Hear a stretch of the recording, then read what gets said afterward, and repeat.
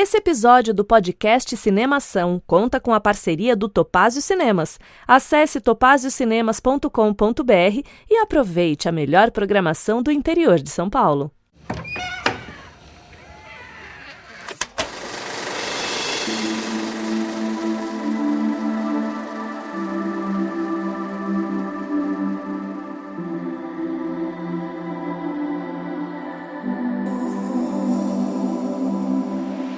Seja bem-vindo ao podcast Cinemação 624. Eu sou Rafael Arinelli e hoje temos aqui comigo Domênica Mendes. Olá, senhor Rafael Arinelli. Olha eu de volta aqui, ó, e nem acabou o ano. Ó. Nem acabou o ano, olha aí, Dô, que demais ter você aqui mais uma vez. E Dô, de bate pronto assim, ó, sem muita enrolação, hein? Livro é melhor do que filme, Dô? Depende do livro e depende do filme. Ótima resposta, ótima. É isso que procuramos sempre, é isso. Temos aqui também Rodrigo Basso. E aí, Rafa, tudo bem? E aí? Muito feliz de estar aqui de novo. Nem acredito que fui chamado 2 vezes. Será que esse ano batemos o recorde, Basso? Será? Olha. Esse é o ano do podcast. Nossa! Finalmente o ano do podcast. É isso, bem-vindo também. E temos aqui o querido Alan Alves. E aí, pessoal, tudo bem? Que bom estar aqui de volta. E aí, Rafa? Vamos lá, né? Vamos lá, estamos aqui. Eu gostei que quando eu fui chamar o Alan pro podcast, eu falei assim, Alan, vamos conversar lá, né, sobre se livros são melhores do que filmes melhores do que livros, né? A ideia é bater um papo e tal. Daí ele falou assim, eu não sei se eu estou muito apto para isso, porque eu só li uns 10 livros que foram adaptados para filme. Eu falei, caraca, você tá bem pra caramba. Que é isso? Eu duvido que foi só isso. Não. Foi meu maior medo, é passar vergonha. Eu falei, será que eu tenho repertório suficiente para desse cacife altíssimo que o Rafael tá me colocando? Então, por isso que eu perguntei, eu me precavi. É isso. Muito bem, meus amigos, olha só. Hoje estamos aqui reunidos, né, para falar sobre esse tema polêmico, né? Você aí que está ouvindo já leu um livro e depois viu o filme baseado nele? Muitas vezes a sensação é de que algo ali ficou faltando ou que o filme não conseguiu capturar a essência da história.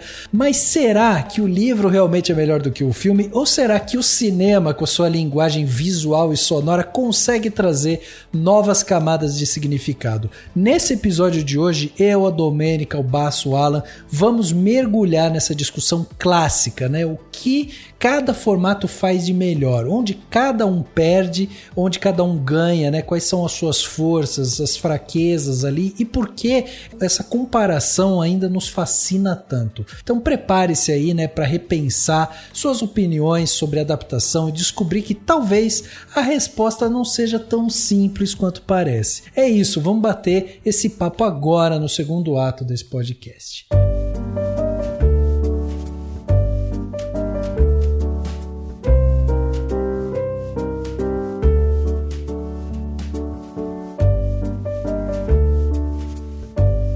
Queria já lançar para vocês uma pergunta que é a seguinte: se vocês tivessem que escolher qual seria o critério para decidir se um livro é melhor do que um filme, qual seria esse critério? A fidelidade à história original ou a capacidade do filme de criar algo novo a partir daquela história? Caramba, Rafael. Rapaz, né? Eu vou começar acho que falando que eu acho que existe uma certa supervalorização da fidelidade do livro. Boa. Eu acho que, claro, é importante, porque afinal de contas, se você não quisesse contar aquela história, por que você tá adaptando? Você contaria uma outra. Mas a questão eu acho que é que a mudança de mídia requer uma mudança de linguagem, e essa mudança de linguagem vai gerar alterações na história que são necessárias para essa adaptação. Sim. Eu acho que uma boa adaptação, inclusive é uma das perguntas clássicas de todos os episódios do Perdidos na Estante, se adaptou bem para a linguagem do cinema. E isso não quer dizer necessariamente uma fidelização extrema à obra, tipo de, poxa vida, o meu protagonista vestia um terno marrom e vocês colocaram no filme um terno preto. Cagaram com a minha infância, né? Sabe? Assim, não, né? Mas eu acho que é mais essa habilidade de conseguir transpor ainda mantendo pelo menos qualquer espírito, qualquer ideia daquela obra original que você teve. E eu particularmente gosto de quando a adaptação tenta mudar alguma coisa do tipo, o ponto de vista, né? Vou dar um exemplo aqui clássico, Drácula de Bram Stoker, né, do Coppola, e ele inverte o ponto de vista e conta a mesma história por outro ponto de vista. Eu acho uma das melhores adaptações que tem pro cinema. Total. E não é fiel, não é fiel, sabe? No livro a gente tem todos os pontos de vista, menos o do Drácula. No filme a gente tem só o ponto de vista do Drácula e de ninguém mais. Essa mudança gerou uma adaptação pro cinema que ainda se manteve a essência do que era o livro, sem necessariamente ficar bitolado numa fidelidade, né, sobre que jeito exatamente foi feito a obra. Eu tô de acordo com o Rodrigo, faço eco às palavras dele. Eu acho que tem uma palavra que é muito gasta, né, que é essência do livro, por exemplo. Acho que a essência tem que estar lá, sabe? Uhum. Independente se a pessoa vai mudar, por exemplo, o estilo do protagonista, se ele é assim, se ele é assado. Isso acho que é, sabe, é meio, sei lá, tão tosco, assim, porque são linguagens diferentes, sabe? Então é meio impossível fazer elas coexistirem ou existirem com a mesma validade, proporção, porque são, como o Rodrigo falou, mídias diferentes, logo linguagens diferentes. Então, assim, você pode pegar detalhes interessantes, colocar, mas, por exemplo, eu lembrei recentemente teve a adaptação de 100 Anos de Solidão, uma série, né? Pra Netflix. E eu amei a série, assim, claro, tem questões, mas assim, em linhas gerais, a série é muito boa. Mas não tem como você adaptar tudo aquilo que o Garcia Marques colocou naquele livro, por exemplo. Porque é meio impossível algumas coisas. Embora, mas a série, ela consegue muito bem transportar aquele universo, aquela essência dos personagens, a solidão daquelas pessoas, da comunidade que eles constroem, a forma como eles constroem e tudo mais. E eles fizeram uma adaptação muito boa nesse sentido, sabe? Então, eles trocaram, por exemplo, o livro não é em ordem cronológica, né? O Garcia Marques não escreve aquela história de forma totalmente cronológica. Na série, eles fizeram ela de forma muito cronológica. Então isso acontece depois disso, desde o início, que eles saem lá da casa e tal, do rabo de porco, etc, da criança que vai nascer e tal, diz bom dia lá. E na série tá muito cronológico, no livro não é. Mas para uma linguagem audiovisual, a cronologia faz toda a diferença. Especialmente numa história que tem muitos personagens e que os personagens são muito parecidos, porque tem nomes muito parecidos, coisas parecidas acontecem com eles. Então você percebe que é meio difícil assim, você transpor igualzinho. Sim. Por conta da própria detalhe do livro, dos detalhes do livro. E você não transpõe também todos os detalhes de um livro para uma série, por exemplo, para um filme, enfim, qualquer que seja. Que senão o quê? Se o livro tem 200 páginas... E é um livro, uma história simples, mas com 200 páginas, você vai ter um filme de o quê? 200 minutos? Sim. Por uma história simples, por causa dos detalhes, essas coisas assim. Então, sei lá, acho que tem umas diferenças que são da ordem do impossível até, de serem adaptadas e transferidas. Mas o que eu valorizo mesmo é a questão da essência. Aquela ideia original do autor. Original tá na obra que tá sendo feita, então tá ótimo, eu entendo, tá compreensível, sedutor, como o livro tende a ser, né, geralmente. Então, acho que é isso, sabe? Isso tá em jogo, eu tô feliz, sabe? Eu não faço grandes exigências, não. Inclusive, eu tenho preguiça de verdade, assim, de gente que fala que não tá fiel. Aí o primeiro pensamento que vem na minha cabeça é, leia o livro. Veja o documento. Exato. Sei lá, ele vai fazer outra coisa. Não vê esse aqui, então. Né? É que porque... parece que às vezes quando as pessoas criticam, parece que automaticamente uma obra anula a outra, né? Então você fala, nossa, ele não está feliz, tipo, como se destruísse o livro, que de repente é maravilhoso e o filme é uma porcaria, e daí a pessoa fala, nossa, destruíram essa obra e tal. Não, o livro continua lá, gente. Você gosta do livro, vai lá e lê. E outra coisa também, né, tem fidelizações que é bom não manter, né? O pessoal também acha que o fato de ser... Eu vejo muitas vezes argumento disso, de quando critica alguma coisa no filme que passou, nossa, por que isso aqui, que coisa tonta, nossa, que passagem besta. A pessoa fala, mas é porque estava no livro. Então, meu amigo, no livro tava ruim? Você tava ruim no livro? Que tal a gente aproveitar o filme então e tirar essa aposta? O que vocês acham? Eu acho que tem um ponto também nessa questão, né, que é A dificuldade que as pessoas têm de entender algumas coisas muito básicas, mas que a gente precisa entender um pouquinho e olhar um pouquinho para sacar, né? Por exemplo, se você pega um livro que ele é uma tradução para o português, porque ele foi publicado originalmente em outra língua, cara, você já não tá lendo o livro exatamente como ele é. Você tá lendo uma reescrita dele, porque é o processo de tradução. Uhum. E quando a gente tá assistindo uma adaptação pro audiovisual, seja em formato de série, ou em formato de curta, de animação, de filme, enfim, a gente tá pegando uma outra reescrita daquela mesma história. Porque aquilo tem um roteiro, tem o olhar do diretor. Então a gente tá pegando a visão que aquele grupo de pessoas tem sobre aquela obra e lendo isso, né? Isso tá sendo transferido pra gente. Então, eu acho que talvez a dificuldade, a decepção dessas pessoas seja entender que, poxa, eu tinha entendido a obra de uma forma, ou tal detalhe, tal característica pra mim era importante, mas para as pessoas que produziram o filme não é. Eu gosto muito desse exemplo que o Rafa deu, né, da cor do terno, porque eu, Domênica, quando eu tô lendo um livro, eu não poderia me importar menos com as características físicas dos personagens, a não ser que a história seja sobre isso, ou de alguma forma isso seja uma característica importante, né? Exato. Então, sei lá, quando eu não vi ainda a adaptação, o Basso acho que vai lembrar, como é que chama aquele livro que trata da questão racial, Basso, que a gente tem, que a gente gostou pra caramba, você lembra? O Ódio que Você Semeia, né? É, O Ódio que Você Semeia, sim. Lembrei. Cara, então muito assim... bom, muito bom. O livro é maravilhoso, tem uma adaptação. Eu não vi ainda a adaptação. Nesse caso, é lógico que as características físicas dos personagens importam e as características culturais, essas sempre sim me atraem, mas o fato de ser uma história que tem a ver com violência racial, é claro que isso importa. Sim. Né? Então não dá pra gente trocar a raça desses personagens, né? A etnia desses personagens pra uma adaptação. Então isso é importante. Agora, se sei lá, a protagonista estava com o cabelo curto ou longo, a não ser que isso importe, pra mim não importa muito. Eu conheço pessoas que elas super se apegam nisso e elas falam, cara, eu gosto muito porque aí eu fico imaginando como é. Isso não me atrai. E eu acho que talvez cause uma certa frustração, né, em quem vê a adaptação quando vê isso. Agora, na minha opinião, né, quando uma obra é bem adaptada, vai muito nessa ordem do que o Basso e o Alan já falaram, que é a essência da obra está lá, porque é possível você adaptar a obra trabalhando um tema dentro da própria obra que não foi explorado na obra original, mas a história é a mesma. Drácula é um exemplo, como o Basso deu, existe agora uma nova adaptação do Guerra dos Mundos, que também faz isso, e aí isso entra num projeto transmídia muito interessante, porque é a mesma história, só que de uma forma que ela nunca foi contada.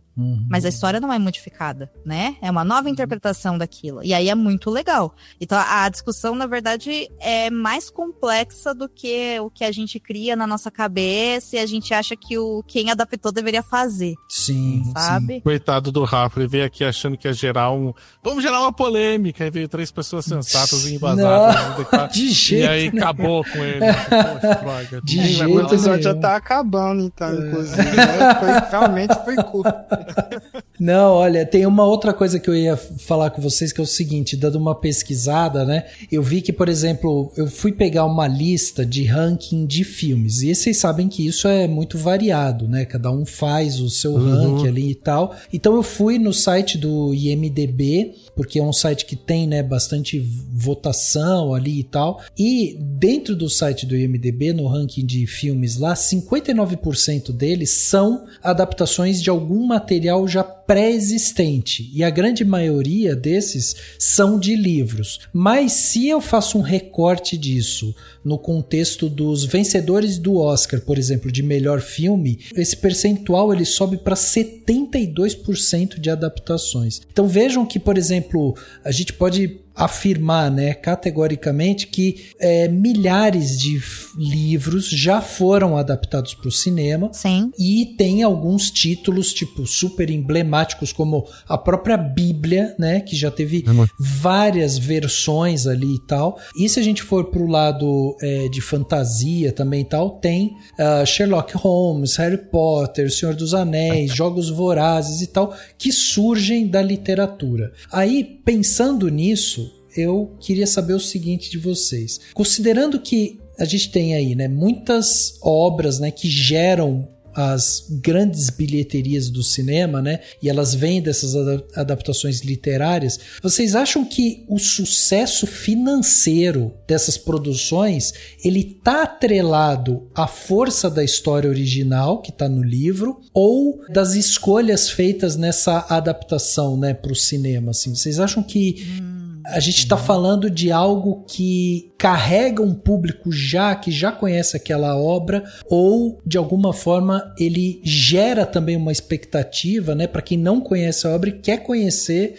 através de uma mídia diferente, entende? Eu penso o seguinte, Rafa, não me surpreende o ranking de premiados do Oscar de melhor filme, entre outros Oscars, serem adaptações de livros, porque isso é muito jogar no safe. Né? Ninguém vai adaptar um livro que encontrou na esquina que a prima escreveu. Você vai adaptar obras que já são conhecidas, já tem públicos que já avaliaram isso e já se discutiu bastante sobre isso no mundo.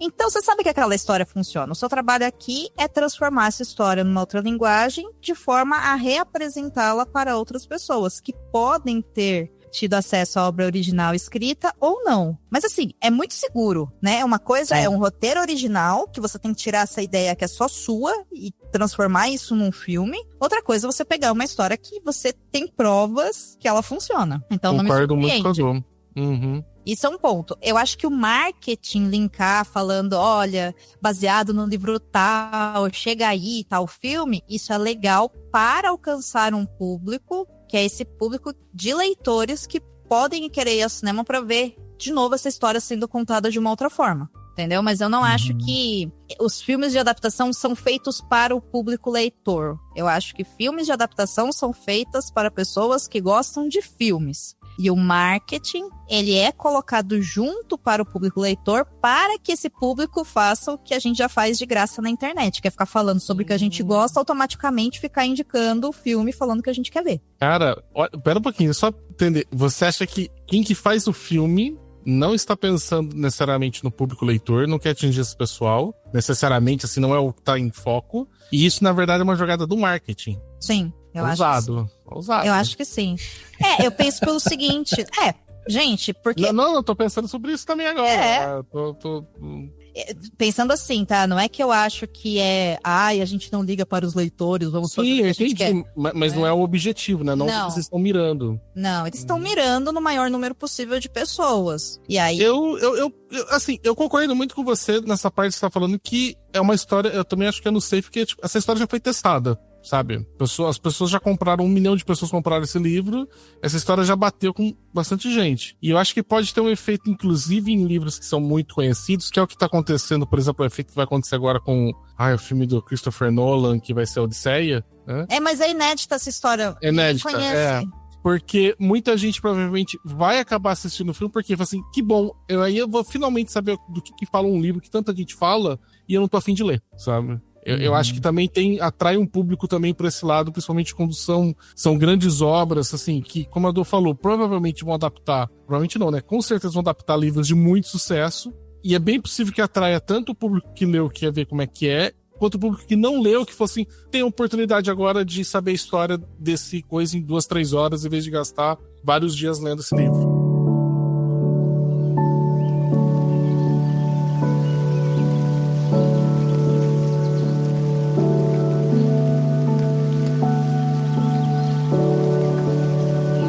Eu fiquei pensando nisso, assim, ó, porque você tem mais público de cinema do que público leitor, assim. Sim. Baseado em número, né? Que eu sei, posso estar falando uma grande besteira aqui, então já peço perdão de antemão. Mas acho que você tem muito mais público na mídia visual, no audiovisual, do que na leitora, né?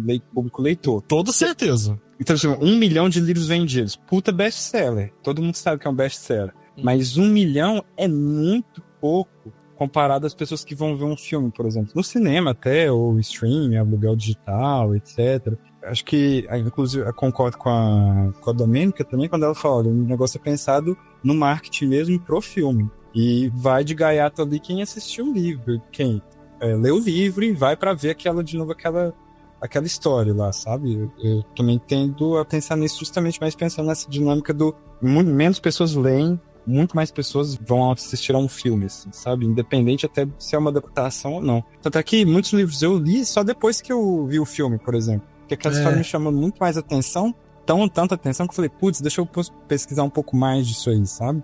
Foi assim que eu cheguei em muitos livros, por exemplo, mais pela via do cinema. Do que necessariamente pela literatura, sabe?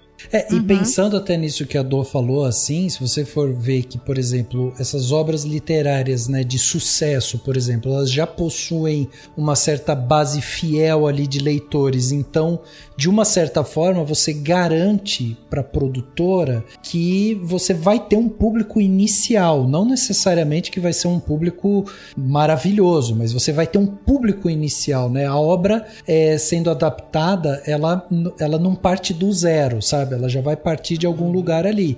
E também tem uma outra questão que, pensando na pessoa, no produtor, né, que está colocando a grana ali e tal, pegar essas adaptações literárias é considerado também um investimento mais seguro, né? Pelas produtoras, porque você já tem uma história que tem uma narrativa que de uma certa forma já foi testada e que atraiu um tanto de fãs ali e tal, e pode eventualmente, né, trazer um novo público também. Então é uma maneira também de você conseguir fazer esse investimento com uma margem de segurança. E hoje em dia a gente tem, né, uma série de, enfim, exemplos e tal, que muitas editoras também têm feito parcerias, né, com produtoras, o mercado audiovisual também, né, o próprio streaming e tal, que às vezes você lança um livro e, a depender de como ele vai no mercado, às vezes já tem um gatilho no contrato para já existir uma adaptação. E aí vai depender, lógico, do acordo ali. Porque um clássico, que eu acho que vocês vão poder falar muito melhor do que eu sobre isso, mas é o próprio livro lá do Paulo Coelho, que é um sucesso mundial e que muita gente já falou, né, que precisava de uma adaptação. O Diário de um Mago? O Diário de um Mago. Alquimista. O Alquimista. O Alquimista. É o Alquimista, um dos dois, E aí todo mundo fala, tem que ter adaptação e tal. Só que, por exemplo, o Paulo Coelho exigiu que ele tem que aprovar o roteiro. E daí isso não sai do papel, tá ligado? Porque tudo que é apresentado pra ele, ele não gosta, ele não quer aquilo. E não sai, fica ali e tal. Então tem também esses acordos que acabam meio que entrelaçando as duas mídias. Nossa, posso... ele não precisa, né? Ele não precisa. Posso ser um pouquinho polêmico? Ia ser um filme tão genérico, porque tem tantas histórias parecidas com o Alquimista e o Diário do Mago. Por outro lado, ia ser ótimo, porque assim, ó, o que a minha cabeça pensou agora foi o seguinte... Foi uma ótima frase, né? Enfim, o que eu pensei agora foi o seguinte... Pensando pra editora, né? Quando ela tá ali investindo uma grana pra editar e publicar um livro. Ok. Se você já tem esse acordo, não vamos nem considerar, sei lá, Jogos Vorazes, que já é um sucesso, tanto no audiovisual quanto de vendas, que aí o filme já foi vendido junto com o livro, né? O próximo que vai sair agora, O Amanhecer na Colheita. Esse não conta. Mas se a gente for pensar num outro, que poderia ser esse caso aí do Alquimista. Vamos trabalhar com essa fiction aí. Cara, primeiro, por que o Paulo Coelho iria querer vender isso para o cinema? Porque a lógica de você vender os direitos comerciais, né, para adaptação do seu livro para uma outra indústria é você ganhar dinheiro. Se ele já tá ganhando dinheiro, por que ele vai mexer nisso? Pra ganhar mais dinheiro. A questão é se ele quer, né? Porque aí entra num ponto, passa aí pelo ego dele, enfim, porque é isso, né? Lembra que... Agora a gente tá chegando, eu acho que agora a gente tá chegando em algum lugar. Não é? Porque eu escrevi o meu livro, eu sei a mensagem que eu quero passar. O roteiro que tá vindo pra mim é o que você entendeu daquilo que eu passei. Nunca vai ser a mesma coisa. Nunca. Exato. Nunca. E a maravilha da arte é isso. Por outro lado, por ser uma história muito simples e batida, agora era o momento de vender essa merda, entendeu? Porque os roteiros estão batidos, estão péssimos, a galera vai pro cinema ou para na frente da TV pra ver um filme com o celular na mão, então seria lindo uma história simples, ele ia encher o bolso de grana. E o que ia acontecer é que provavelmente ia virar uma entrega reversa, né? Depois os livros iam voltar a vender muito mais. Ah, mas tem muito esse movimento, né? Tanto que é muito comum você ver uma obra que foi adaptada, logo em seguida o filme tem uma reedição com a capa do filme. Ah, é. Pra poder vender o livro agora, sabe? Essa coisa, esse movimento é muito comum. Não, a Dô foi falando isso e eu lembrei muito do George R. R. Martin, né? Que fez o Game of Thrones, né? Porque quando a série, né, saiu e tal, e ela é baseada, né, nas crônicas de Gelo e Fogo. Gelo e Fogo. Uhum. A HBO, ela estabeleceu ali uma parceria próxima, né, justamente do Martin e a editora, junto com a editora, né, justamente para garantir que a série de TV ela ia ampliar esse alcance dessa franquia literária aí. Teve o lançamento da série, a série impulsionou a venda dos livros, o Martin virou assim um mago dos livros, a galera toda passou a saber quem que era ele e tal, e a maneira como ele escrevia e se livrava dos personagens também, né, que era um lance muito emblemático dele e tal. E o marketing da série também, ele foi bem integrado, assim, ele explorava justamente esses eventos ao vivo, as campanhas digitais, né, o material exclusivo para os fãs também, fazia aquela estratégia de cross-promotion, né, entre livro, série, jogo, produtos licenciados e tal. Então tinha uma série, assim, enfim. E teve uma polêmica também com o final, né? Porque o Martin foi na série do Game of Thrones, escreveu lá o final da série. Ai, gente. E aí o pessoal não gostou e não sei o que, tal. Só que lá nas crônicas do Gelo e Fogo, aí começou, né, uma questão, porque ainda tá em produção. E o Martin falou que talvez nem termine o negócio. Lógico que ele não vai lançar. Ele não vai lançar. Só que esse caso é um caso interessante porque é o contrário, né? Ele subverteu isso. Ele testou a reação do público dele, que é um público de leitores, através do audiovisual. Aí ele fez aquela merda de final. Nossa, Rafael, você tocou num ponto muito complicado. Entendeu? Muito delicado. Porque, assim, Game of Thrones foi uma ofensa. Assim, a HBO... Isso ainda que a Dô não leu os livros. Ela é ofendida só com o desenrolar da série. A série. Só pra adicionar um negocinho aí, eu vi a primeira temporada de Game of Thrones e achei um saco. Nunca mais voltei. Chato pra dedéu. Não, Alan, a gente tá muito tão bem. A amizade sendo construída agora. E hoje. Não, Alan, volta. Sabe o que eu acho de dos Anéis? Um saco. Puta, Tá dedéu, velho. Eu não suporto essa história de verdade. Foi hoje que eu fiz um novo amigo. Enfim. Foi hoje. Eu queria, já que tá falando mal aí de Game of Thrones, eu quis já deixar logo minha opinião muito tranquila e bem aceita pelo grupo. Obrigado, grupo. Tá, peraí, grupo não. Vem cá, calma aí, vamos lá. Agora não, tá teremos um outro problema. Então já me excluíram do grupo, desculpa, grupo. Não, foi só eu, só porque a Dominica concorda com você.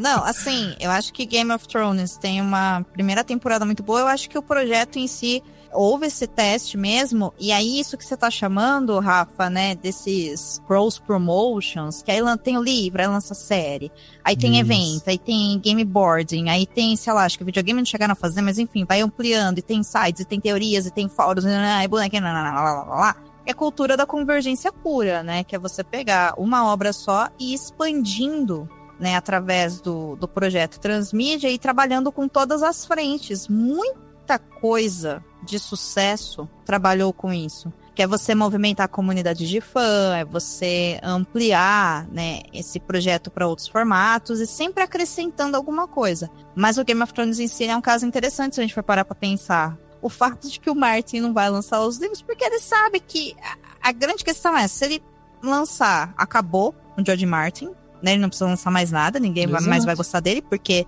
é isso, as pessoas estão esperando isso dele. A segunda é, eu acho, assim como o Basso acha, né, a gente conversa bastante sobre isso, infelizmente, Infelizmente, a gente ainda conversa sobre isso. Não se sinta sozinho, Alan. Tem mais pessoas que discordam, fica tranquilo. Okay. A gente discute que essas obras, elas já estão prontas, né? Os últimos 2 ou 3 livros, enfim, da coletânea lá, da saga dele. E eu acho que o final era aquilo mesmo que ele colocou na televisão. A questão é que as pessoas não gostaram. E aí, pode ser também que a editora virou e falou, a gente não vai publicar isso aí não, cara.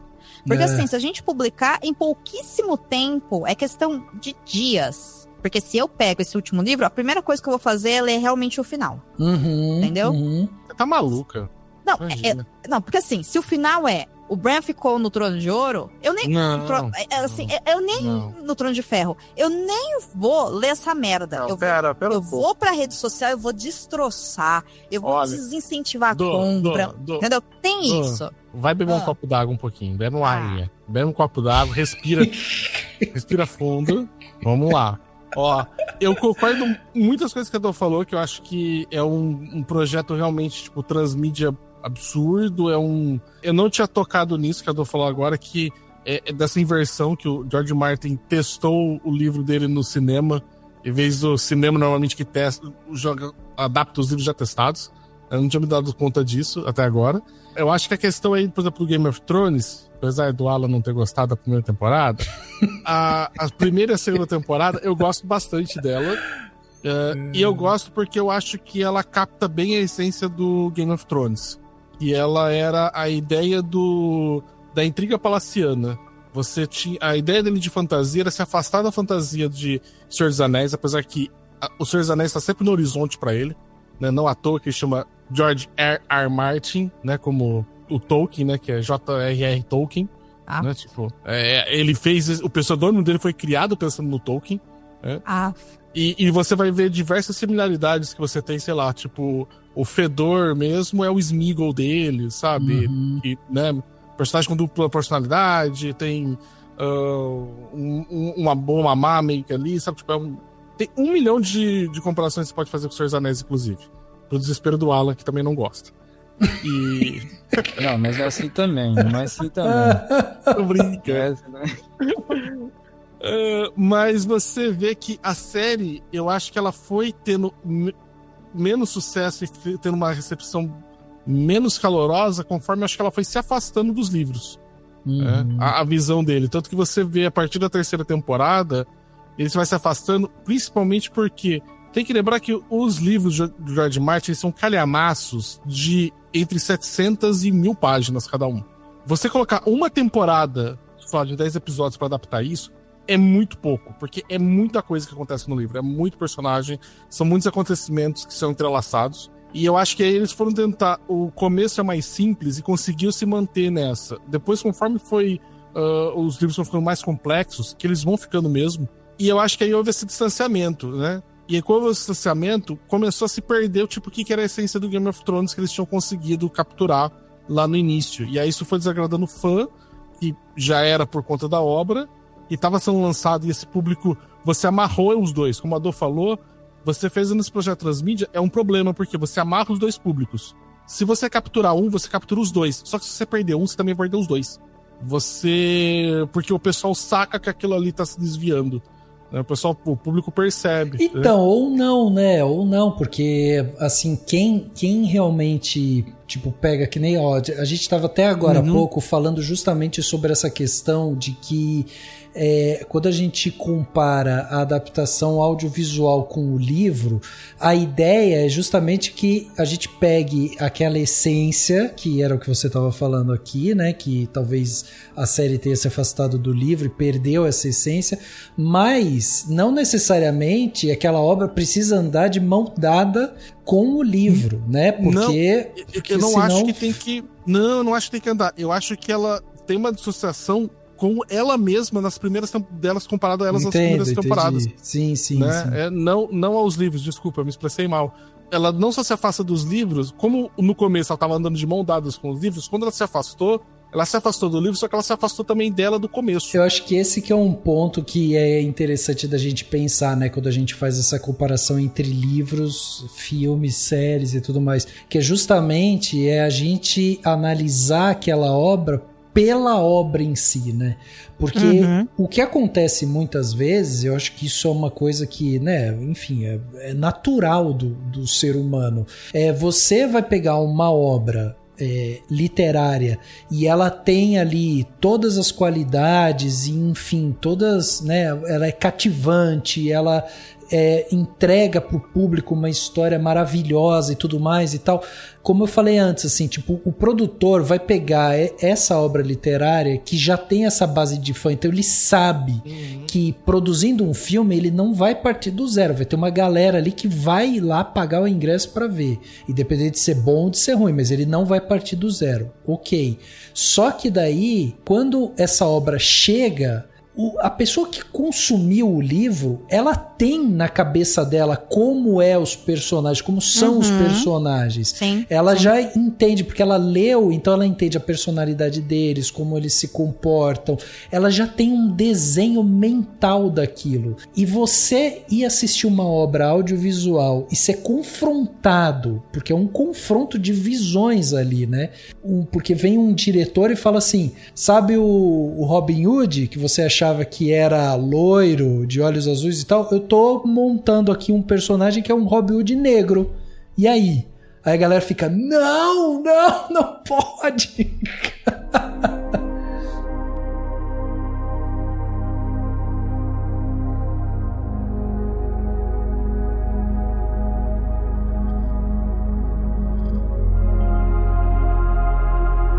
Escutando vocês, eu me vi uma coisa, um raciocínio que estou formando aqui agora, que eu não tinha pensado antes.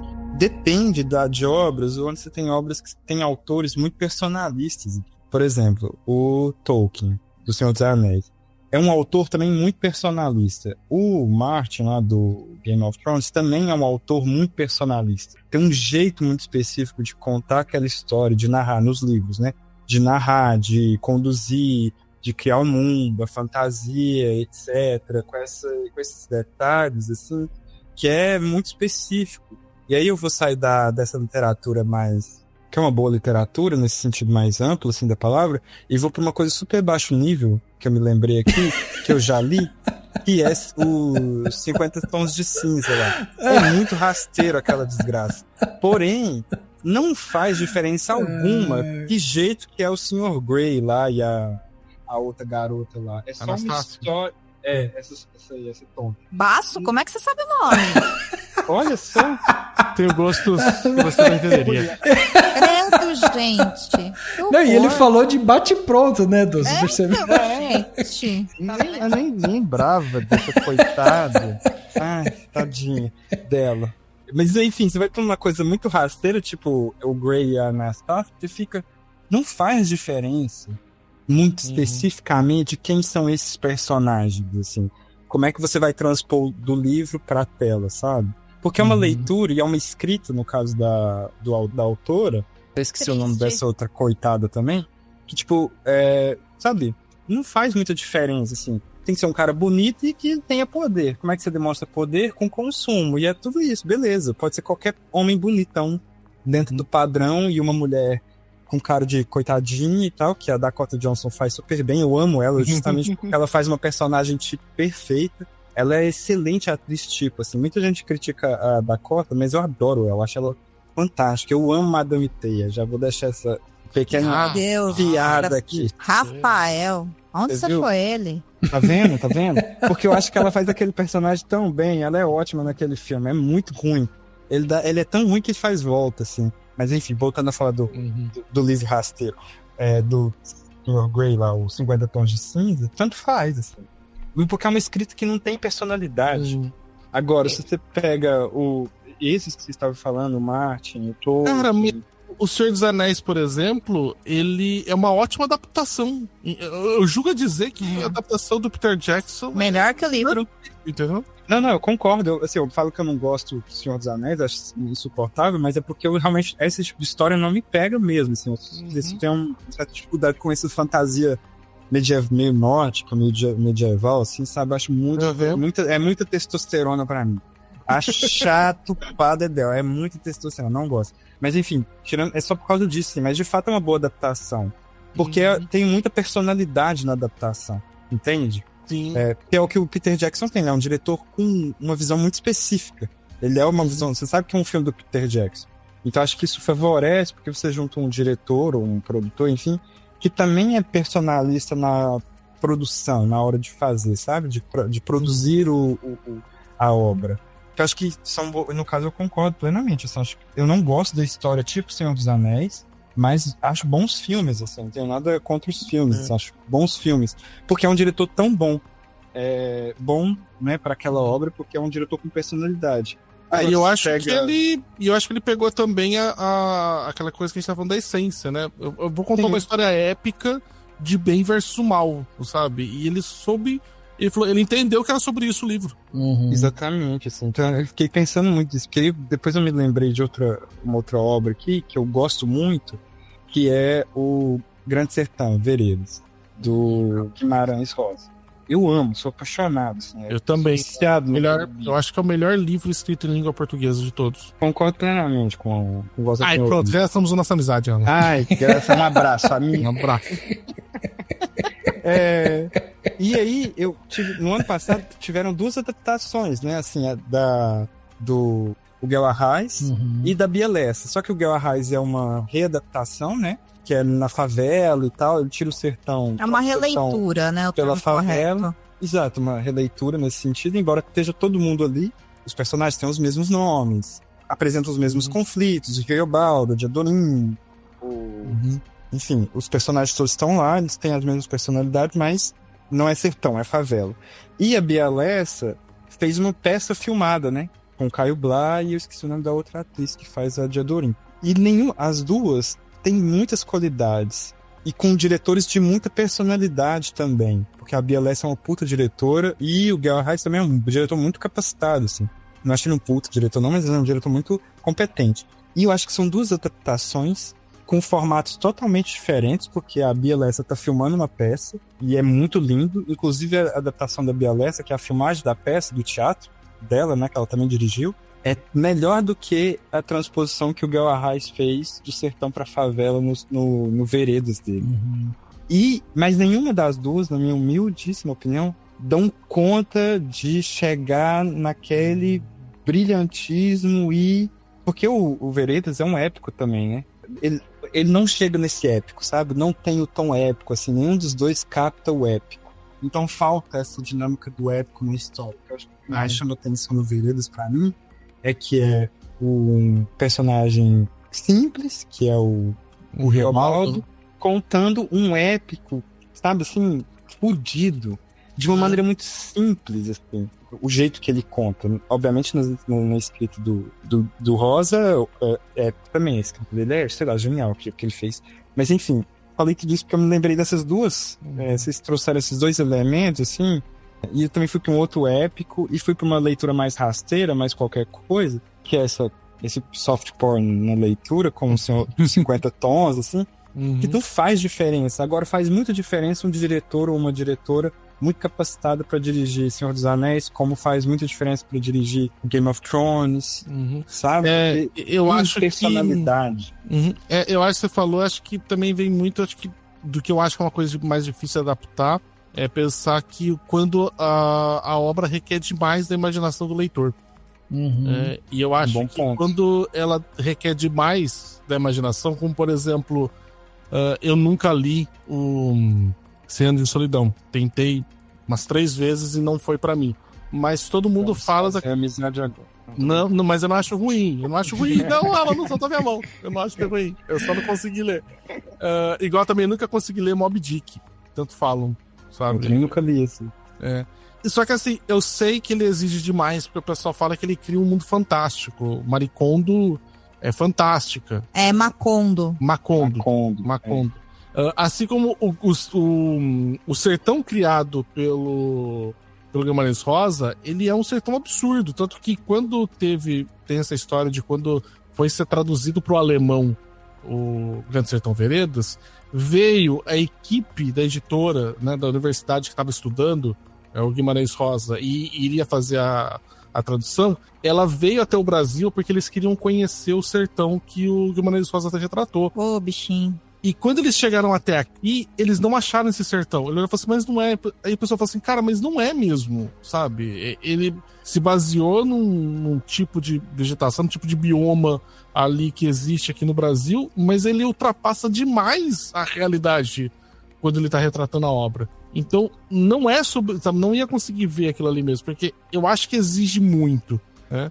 E eu acho que muitas vezes, talvez às vezes dá um conflito que também linkando com o que o Rafa falou da questão desse confronto que tem da imagem mental que você tem do personagem, da obra em si, quando vai para adaptação, eu acho que é onde eu vejo que tem mais um atrito são ou no pessoal fanboyzice, entendeu? Da galera que reclamou do Constantino porque o terno era preto e não era marrom, sabe? Que era o exemplo que eu tinha dado. Que aí é uma questão de fanboy. O pessoal de quadrinho sofre muito mesmo, né, com isso, né? Eu vejo muito. Um escândalozinho muito histérico, né? Mas aí faz sentido, né, gente? Não, mas pro pessoal de quadrinho... Não, eu vou defender porque é o seguinte, o quadrinho... O pessoal dos quadrinhos, me perdoem, não tô falando mal de vocês não, só um pouco, hein? Não, assim, eu sei que tem os nerdolas, mas assim, ignorando a galera que a gente não tem que dar trela, o quadrinho, ele é uma linguagem em desenho. Então, assim, a porra do uniforme importa. Uhum. Entendeu? É diferente de eu ficar imaginando como é a roupa da, sei lá, da Wonder Woman. Na minha cabeça, somente eu, Domênica, criando e colocando o roxo em tudo. Isso é uma coisa. Que é o que os livros permitem, né? Que a gente faça. Que a gente, por mais que tenha a descrição do personagem, a forma como eu vou imaginar ele, a roupa e tudo mais, é com base naquilo que eu tenho de conhecimento que meu cérebro vai conseguir criar. Eu não vou criar algo do nada, abstrato. Agora, o quadrinho, o desenho está lá. Entendeu? Então, assim, eu não tenho que imaginar. Eu tenho que depois ver aquilo transposto de outra forma. Então, assim, no caso de quadrinho, eu acho que ocorre aí uma diferença quando a gente vai pensar nessa questão, né? Do tipo de uniforme que eles falam, né? Então, Dô, mas eu acho, e isso sempre foi uma discussão aqui, né? A gente sempre teve essa discussão quando a gente ia falar sobre filmes de super-herói e tal, que eu acho que, assim, pra mim, todas as vezes que a gente tá falando de mídia diferente e principalmente, né, de quem tá produzindo e quem tá criando aquilo ali, que não é a mesma pessoa, né? Quer dizer, o diretor que tá fazendo o filme do Homem-Aranha não é o cara que desenhou o Homem-Aranha, né? Então, eu acho que essa liberdade artística, ela é muito rica justamente para trazer esses outros pontos de vista. Uma das coisas que eu acho que é muito difícil de lidar é justamente essa base de fidelização quando você baseia, né, um filme, uma série nessa obra literária, seja um livro, um quadrinho e tal, que as pessoas às vezes exigem que o personagem seja daquele jeito que está escrito ali. Então, quando você pega, por exemplo, vamos pegar um exemplo bem exagerado, assim, tá? Nem sei se é isso mesmo, mas é só para exemplificar mesmo. Você vai pegar vamos pegar a Bíblia, por exemplo, que é uma coisa super antiga e tal. Então, mas se alguém faz uma obra onde vai mostrar um Jesus negro, tem uma grita, entendeu?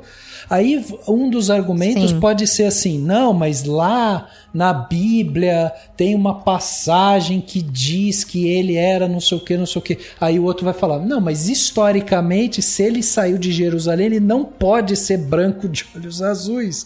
Geograficamente está errado. Mas aí o bonito que eu vejo é justamente isso, é você ter essa obra audiovisual que vai trazer essa visão e vai fomentar essa discussão pra gente, entendeu? Sim. E isso era uma coisa que eu tava pensando aqui, enquanto vocês estavam falando, eu fiquei pensando assim, eu falei, cara, se eu tivesse uma obra, eu acho que eu ia achar tão legal um diretor chegar pra mim e falar assim, porra, tenho muita vontade de adaptar esse livro que você escreveu pro cinema. Eu ia falar, cara, adapta, manda ver, eu quero muito ver como você viu o meu livro, né?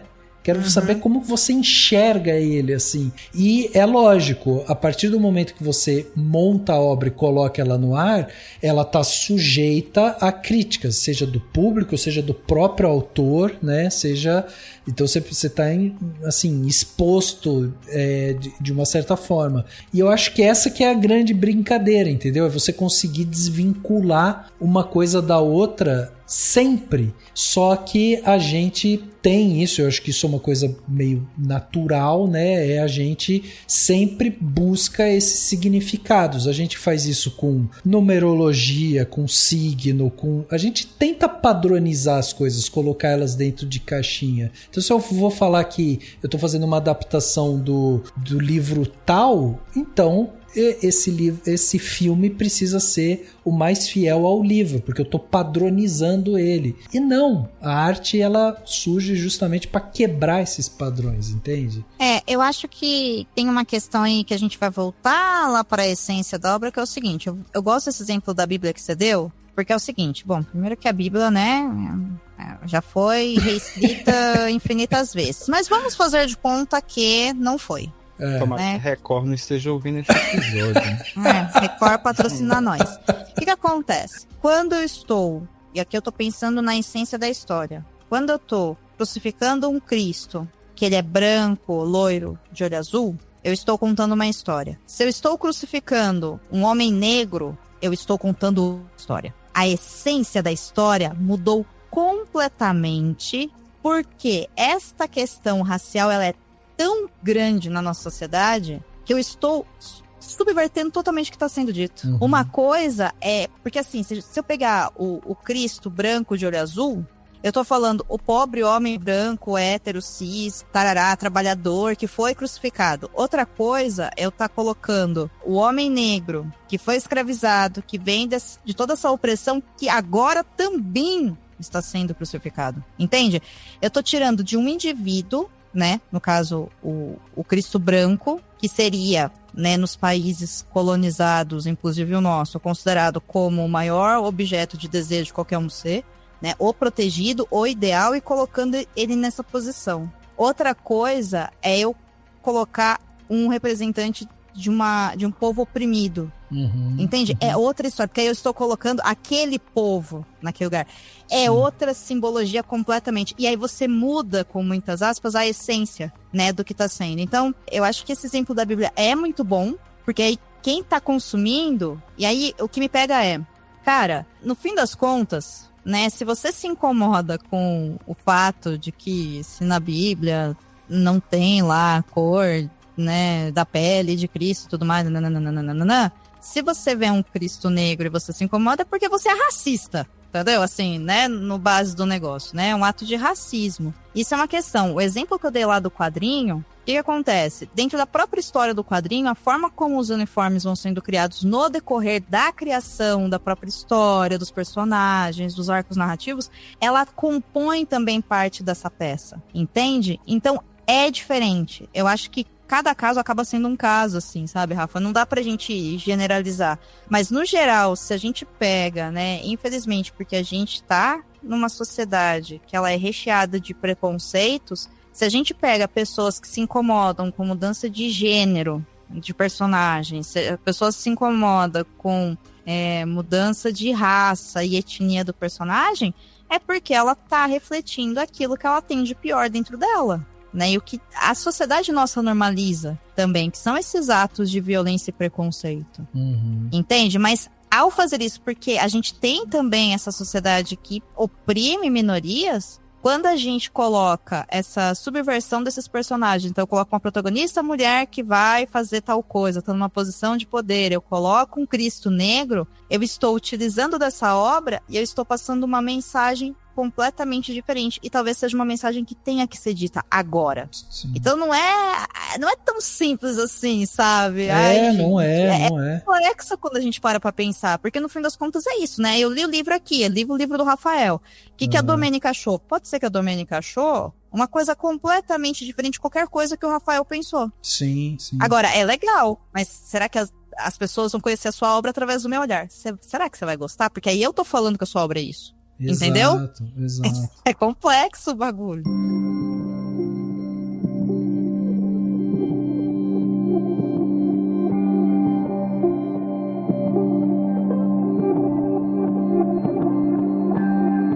Eu acho que a gente pode citar aqui, até para exemplificar também, o próprio Eduardo Coutinho, né, que é talvez o maior documentarista brasileiro. E o Eduardo sempre falou o seguinte: a partir do momento que eu coloco a câmera na frente da pessoa e ligo, né, a câmera, independente de eu estar fazendo um documentário, o objeto ali da minha frente já se modificou. Né? Ela já talvez não esteja falando exatamente aquela verdade que ela queria falar. Porque existe também uma posição de que ela quer se mostrar de alguma maneira. Então, a partir do momento que ele dá o REC, que ele traz a câmera e dá o REC, a pessoa se modifica ali dentro, né? Ela falaria de uma maneira e tal, mas ela sabendo que está sendo gravada e tal, ela muda a maneira de falar, ela pensa de outra maneira, ela tem outro tipo de atitude e tal. Então, mesmo a verdade mais crua, assim, né, no sentido de que vou capturar essas imagens e vou fazer documentário e tal, ele não é exatamente fidedigno àquilo que a gente está vendo. Primeiro, porque tem a edição, porque o próprio diretor vai cortar coisas ali que ele não acha interessante, né, que esteja no filme dele. Segundo, o próprio objeto, né, que está sendo filmado, ele vai ser modificado também, justamente por conta dessa questão, né, de imagética ali, de observação que está acontecendo. Então, isso eu acho muito interessante. Por isso que eu acho que nunca é uma resposta fácil. Quando a gente resolve fazer um podcast para tentar falar se livro é melhor do que filme, e a gente chega nesse ponto da discussão onde a gente está discutindo, tipo, esses detalhes, né, de quando a gente está gravando ou quando a gente está montando uma obra, é para ver que realmente não dá para dizer que uma coisa é melhor do que a outra, porque são coisas diferentes, feitas por pessoas diferentes, com olhares artísticos completamente diferentes, às vezes em outra época, né, que é muito doido também. Você pega o cara que escreveu o livro lá em 1930 e aí tem uma adaptação de agora, assim, é uma coisa maluca, assim, mas eu acho que essa que é a grande brincadeira, né, da arte e dessas adaptações como um todo, assim, né, porque a gente consegue fazer com que essa obra ela meio que perpetue e ela vai meio que se revitalizando também com o tempo, né. Às vezes uma obra que às vezes parecia estar meio esquecida volta à vida porque alguém resolveu fazer uma obra de audiovisual ali que revitaliza ela e ela revive, né? Uma doideira, vocês não acham? Eu acho lindo. É lindo, é lindo. É belíssima. E você falou dessa distância do tempo, sabe? De uma obra de 1900 alguma coisa e de agora. Me lembrei de uma outra adaptação que eu particularmente acho brilhante. É Dom Casmurro, do Machado. E eu gosto particularmente muito da série da Globo, de 2008. Eu sou meio fascinado naquela minissérie de 5 capítulos. Chama Capitô, né, no caso. E é muito lindo porque são dilemas cotidianos ainda, sabe? E tem uma mistura ali do Luiz Fernando Carvalho, dele a adaptação, e eu gosto pela beleza que tem, sabe? Acho que no último podcast que eu vim esse ano aqui, Rafa, eu falei dessa série como indicação e tal, que estava disponível no Globoplay recente. É disso, assim, dessa distância dos tempos, né? Quando Dom Casmurro foi escrito pelo Machado e da adaptação de 2008 para uma minissérie. Que passa meio no Rio de Janeiro, mas ela do Rio de Janeiro de 2008, 2009, mais ou menos ali.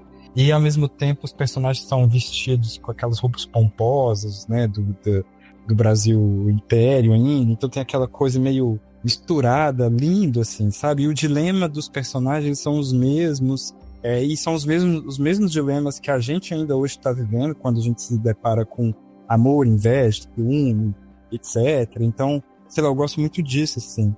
E me lembrei de uma outra adaptação que eu li recente, por causa do filme, inclusive, que foi o Queer, do Luca Guadagnino, que saiu no ano passado. Sim, sim. Eu vi o filme e falei, putz, vou ler esse livro. E li o livro é curtinho, tem 100 minutos e tal. E depois eu vi o filme de novo. O filme ficou pior na segunda vez que eu assisti. E o livro, sei lá, achei muito mais interessante. Porque o livro foi escrito em 52, eu acho. Só foi publicado em 80 e poucos, mas o livro é escrito de 52. E conta de um personagem, né? Que ele é queer, obviamente. Então ele é um homem gay e tal. É o pseudônimo do ator, do escritor. Enfim, então ele tá lá vivendo aquela vida meio livre, mas nem tão livre, assim. Ele ainda é meio reservado, ele ainda tá meio dentro do armário, mas ao mesmo tempo não tá, né? E a gente... É um livro escrito em 1950, mas tem elementos ainda do livro e até do filme, que eu acho que o Guadagnino capta bem, assim, dessa mesma dinâmica desses personagens ainda estarem vivendo mais ou menos as mesmas coisas.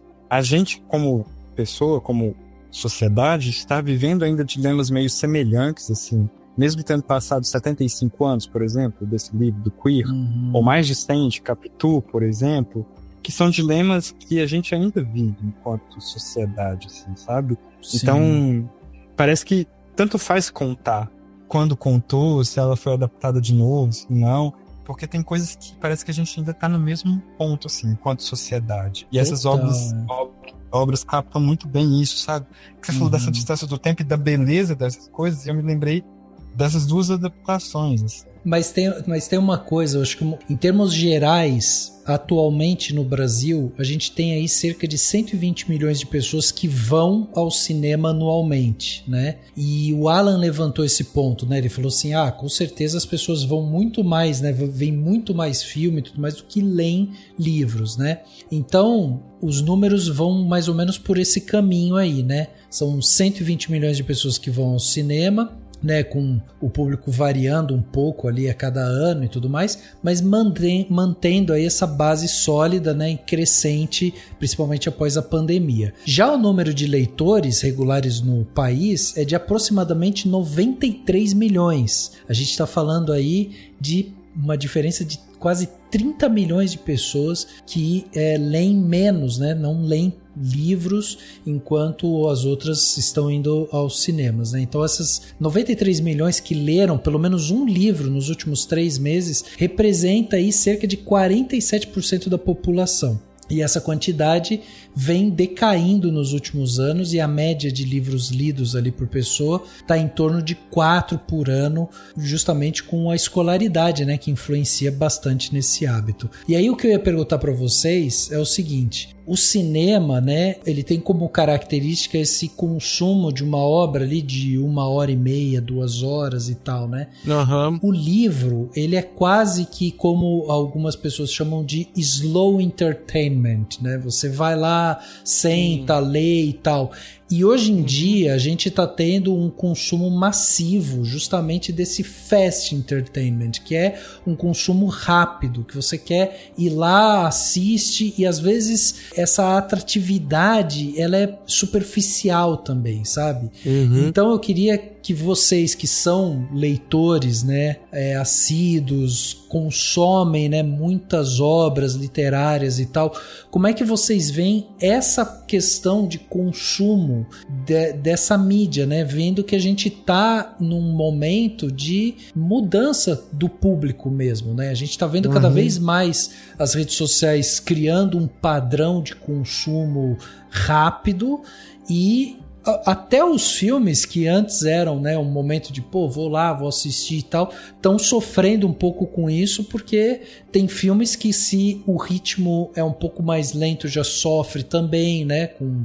audiência e tal. Então como é que vocês veem isso? Assim, é uma coisa que o cinema, ele atinge um público maior e mais frequente que a leitura de livros, né? Como é que vocês veem o impacto disso na forma como as histórias são contadas e adaptadas para essas diferentes mídias, assim? Eu acho que às vezes as adaptações, as produções para streaming em geral, especialmente da Netflix, estão tratando o espectador como um cérebro de peito de frango, sabe? Lisinho.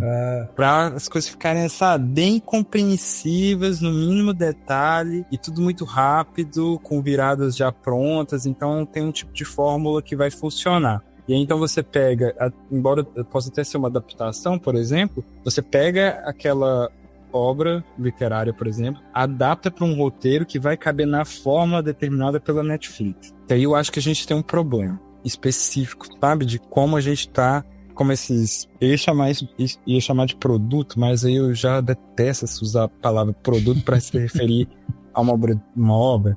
Mas enfim, como essas obras estão sendo apresentadas, assim, sabe? Então, eu não sei exatamente, assim. Agora, de fato, ler é um prazer diferente do que assistir. Sim. Muito diferente. Você tem prazeres distintos. Então é meio difícil você pensar em como esses prazeres funcionam em cada pessoa. Porque eu acho também que o Brasil não tem uma grande cultura de leitura, no sentido de ser uma prática muito incentivada, né, adiantada e tal, desde muito cedo, em linhas gerais, assim que eu tô falando, pelas últimas pesquisas que eu vi. E as pessoas também no Brasil, especificamente, não têm tanto acesso ao cinema assim quanto a gente acha que tem. Ou gostaria que tivesse. Então tem muito acesso agora tem mais acesso por conta dos streams e tal. Então, que é uma outra linguagem também, né? E outra coisa, o que as pessoas estão lendo também? Eu acho que isso é uma pergunta boa a se fazer. Sim, ótimo. Sei lá, as pessoas podem ler o que elas quiserem, assim, não interessa o que elas estão lendo, sabe? Mas assim, que tipo de leitura é essa? Porque se você for pegar, por exemplo, um Crepúsculo, vou falar mal de Crepúsculo. É porque você anuncia antes, tipo, prepare-se. Eu vou falar, né? Pega Crepúsculo, é simples, é uma leitura muito simples, não tem grandes dificuldades ali, e etc.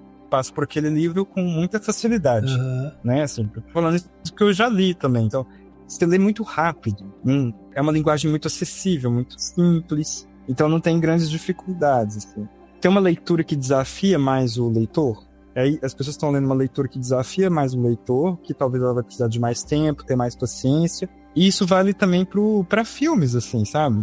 Por exemplo, recentemente teve lá o caso de Dynamite, da Kathryn Bigelow. Eu sou muito fã da Kathryn Bigelow em geral. Tanto é que tem uma série minha pro Cinemação destrinchando 5 filmes da mulher, porque eu sou realmente muito fã dela. Assim. Sim, e aí eu vi o filme, adorei, é um filme super convencional. Nem é o melhor trabalho dela, obviamente, mas assim, é um filme convencional. Aí eu, sei lá, eu passei pelo Instagram e fui ler os comentários a respeito do filme numa publicação da Netflix. E as pessoas estavam falando coisas que eu falei, gente, de onde é que vocês tiraram isso exatamente? que o filme não tem final, sabe? Que o filme é meio ruim, que ele repete as mesmas falas. Eu falei, pô, mas você vê esse filme como? Se o filme é a mesma situação, contada de 3 pontos de vista diferentes, é óbvio que as falas vão ser repetidas. Você não viu o filme? Sabe assim, como que você viu esse filme? Aí fala que o filme não tem final. Isso me deixou completamente irritado, sabe? Eu falei, pô, como é que as pessoas estão consumindo, estão vendo, estão assistindo filme, assistindo cinema, vendo cinema? E o que elas estão vendo também? Sim. Será que é só esse que você falou, né? O Como? Fast Entertainment. Fast Entertainment. Não sei.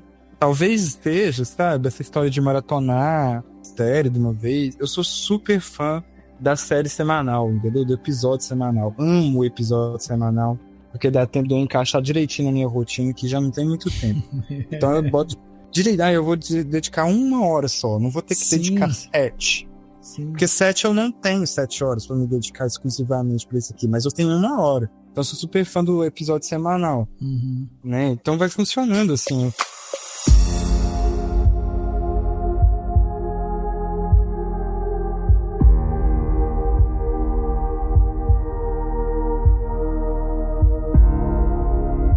Recentemente no Cinemação a gente soltou um vídeo lá no Instagram falando sobre o capital cultural. O quanto é importante, né, a gente ler obras brasileiras, ver filmes brasileiros, séries brasileiras e tal, para que a gente enriqueça o nosso capital cultural. Uma das coisas que eu penso, é o seguinte, quando você pega o livro, tem uma passagem do livro, por exemplo, que você tá lá lendo e aí fala assim que a mulher vestia uma manta rugosa, rubra, que cobria 1/3 do seu ombro enquanto ela chorava e tal. Então, tipo, tem uma descrição detalhada de textura, de cor, de peso, de posição daquela manta que cobria aquela mulher num momento de tristeza e que te coloca quase que na posição daquela mulher. E você, quando lê aquilo, você encarna muito daquilo que está sendo colocado para você por conta da sua imaginação. Uhum. Quando vai pro audiovisual, você vê uma mulher na sua frente vestindo uma manta vermelhinha que tá no ombro dela, meio caída e tal, e é uma cena de 2 segundos que passa ali só pra mostrar que ela tá meio chorando e tal, que ela tá triste, e aí, mas tem a cena que tá descrita no livro, tem a cena nessa obra, entendeu? Quando a gente vai pras redes sociais, é um corte de 3 segundos com a mulher com a manta de costas tocando uma música triste, e aí vem um letreiro falando com alguém, que aí vem um react e tal, pá, e acabou, entendeu? Então você tem quase que parece que aquilo que foi criado naquela obra literária, ele vai quase que se esvaindo, assim, ele vai se desmanchando, porque ele está passando por várias mídias, e como a gente está com essa coisa do consumo rápido, esses detalhes que a gente teve no começo, parece que a gente não tem mais. E o que eu queria entender do ponto de vista de vocês é o quão importante é a gente saber que aquela manta é rugosa, rubra, que pesava no ombro dela e tal, entende? Entendo. Rafa, tem um ponto que eu quero passar antes de tentar te responder essa pergunta, que é o seguinte: eu acho muito interessante, né? Tanto enquanto uma pessoa que trabalha com comunicação, como uma pessoa que consome, né, muita comunicação, o quanto que é precioso essas adaptações, né? Sim. O como que essa descrição da cena escrita que você nos contou, quando ela vai para um cinema, ela é uma linguagem que está acontecendo a mesma coisa, mas não está acontecendo a mesma coisa. Se for para uma série, está acontecendo a mesma coisa, mas não está acontecendo a mesma coisa. Se for para um comercial de venda de algum produto, está acontecendo a mesma coisa, mas não está acontecendo a mesma coisa. E quando vai para uma rede social, e aí tem o react que você disse, está acontecendo a mesma coisa, mas não está acontecendo a mesma coisa. Isso é a linguagem, né, que a gente está falando. E aí eu acho que não existe exatamente uma resposta única para a pergunta que você fez, porque pode ser que esse vestir essa manta vermelha, rugosa, enquanto essa mulher chora, na minha cabeça ela já tá na janela num dia chuvoso, entendeu? Talvez, você nem falou isso, não importa. Dane-se, estou criando aqui, estou co-criando com o Rafael, né, nesse momento. Pode ser que isso seja uma coisa muito importante para a obra, né? Então, assim, eu não sei se está se esvaindo, eu sei que são utilizados elementos diferentes para se demonstrar aquilo. Esse que é o ponto, porque também não é só a cena em si, né? Quando a gente vai pro audiovisual, a gente tem os outros elementos, que aí você tem muito mais habilidade para falar do que eu, pelo seu conhecimento e pela sua prática aqui do próprio Cinemação, que, pô, tem luz, tem música, né? Tem posicionamento de câmera, tem o tipo de lente que foi utilizado, tem outros elementos que vão compor aquilo, entende? Então, assim como a pergunta inicial que você fez, né? Se o livro é melhor que o filme, depende. Qual que é a essência dessa mensagem? Qual é a mensagem que o artista, seja ele o escritor, ou seja ele o diretor, o roteirista, enfim, qual é a mensagem que ele quer me passar? Entendeu? Ou mesmo assim, tudo bem, corte para rede social não é arte, mas assim, está comunicando qual que é a mensagem que aquele comunicador ou aquela pessoa que, enfim, né, habita a internet está querendo me passar. Eu acho que a linha de raciocínio que a gente tem que ir é mais para isso, porque senão a gente vai colocar o livro naquele lugar bastante elitizado de nossa, o livro ele é completo, o livro, leitores são seres melhores porque passam horas e horas lendo. Cara, é um tipo de arte, o cinema é outro tipo de arte, o teatro é outro tipo de arte, entendeu? Assim, as artes, elas não competem entre elas. Isso é muito importante, né? Assim como os meninos estavam falando do Grande Sertão Veredas, e eu não li ainda, tá na minha lista aqui de leitura. Eu tô me preparando psicologicamente porque me prometeram que é muito bom, e aí eu tava meio, acho que eu não tenho ainda capacidade pra ler, eu não sou adulto o suficiente, sabe? Uhum. E eu fiquei pensando, né, nessas releituras que o Alan comentou com a gente, e aí me chamou a atenção quando ele disse, apesar de serem muito boas, as duas releituras, ou adaptações, chame como quiser, e inclusive elas são atualizadas, né, ao nosso tempo e tudo mais, cara, não captou o épico. E aí eu fiquei pensando, o que é uma linguagem épica dentro do audiovisual? Existe um padrão? Porque o épico da literatura, ela não é um só, entende? Star Wars pode ser épico tanto quanto Senhor dos Anéis é épico. E são filmes completamente diferentes, né? Tudo bem que tá tudo no campo ali da fantasia, né? Mas um tá mais pro lado da ficção científica, o outro tá mais pro lado da fantasia. E aí fiquei pensando, né? Existe uma linguagem dentro do cinema que fala pra gente o que é épico. Sim. Será que só existe uma forma de mostrar pra gente que algo é épico? Pois é. Sabe? Tá aí uma provocação pra quem trabalha com cinema, né? Pra demonstrar isso. Eu não sei, gente, assim, não sei. Tô bolada com essa coisa que o Alan falou, assim, ele montou um triplex na minha cabeça. Eu vou ter que ler e ver as adaptações, né? Uma boa pergunta essa sua. Eu realmente não tinha me feito essa pergunta quando eu falei isso. Eu não tinha pensado por esse lado que você disse, sabe? O que seria esse épico, assim? Porque não me pareceu algo que remeta ao épico nas histórias, sabe? Embora o Reobal tá contando um feito de forma épica. O feito nem é tão épico assim, mas o jeito que ele conta, ele é épico. Na literatura. Na adaptação, o feito, embora contado, porque as duas adaptações é o Reobal que está narrando. Então tem um narrador ali.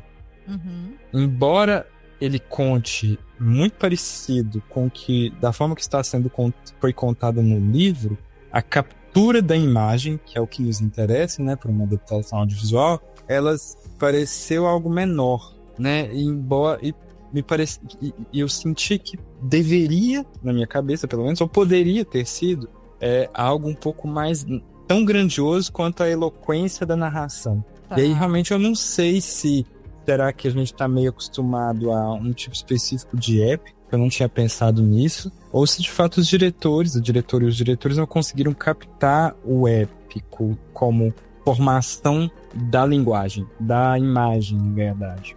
Né? Embora os acontecimentos sejam épicos. Precisa ver até se eles queriam colocar, né, o que você, enfim, entendeu como épico da história dentro desse recorte do que eles querem colocar lá. Pode ser que realmente não tenha porque eles não quiseram colocar isso. Mas aí essa é a beleza, né? Porque uma vez que você bota o negócio no mundo, cada um, né? O filme tá lá, o livro tá lá. E aí agora é nosso, né? Nosso, assim, de quem vai assistir ou de quem vai ler, né? Perfeito, então, acho que aí é onde o debate nasce, inclusive. É onde a crítica deveria estar posicionada, né? Sim. Pensando aqui agora, né? A crítica deveria estar posicionada justamente nesse lugar, né? Exato. Nessa coisa. Não foi fiel, não foi fiel, deveria ter isso, deveria ter aquilo. Gostaria que fosse assim, gostaria que fosse assado, né? Porque eu acho que a crítica acaba caindo nesse lugar e ela devia estar posicionada justamente nesse ponto. O que foi me apresentado aqui? Né? Que foi a pergunta que você fez, Domênica, que eu não tinha pensado. É uma boa pergunta crítica, inclusive, mesmo. É isso, vai todo mundo ficar pensando nisso agora. Obrigada, gente, desculpe. Obrigada. Né? É isso, muito obrigada. I drop my mic.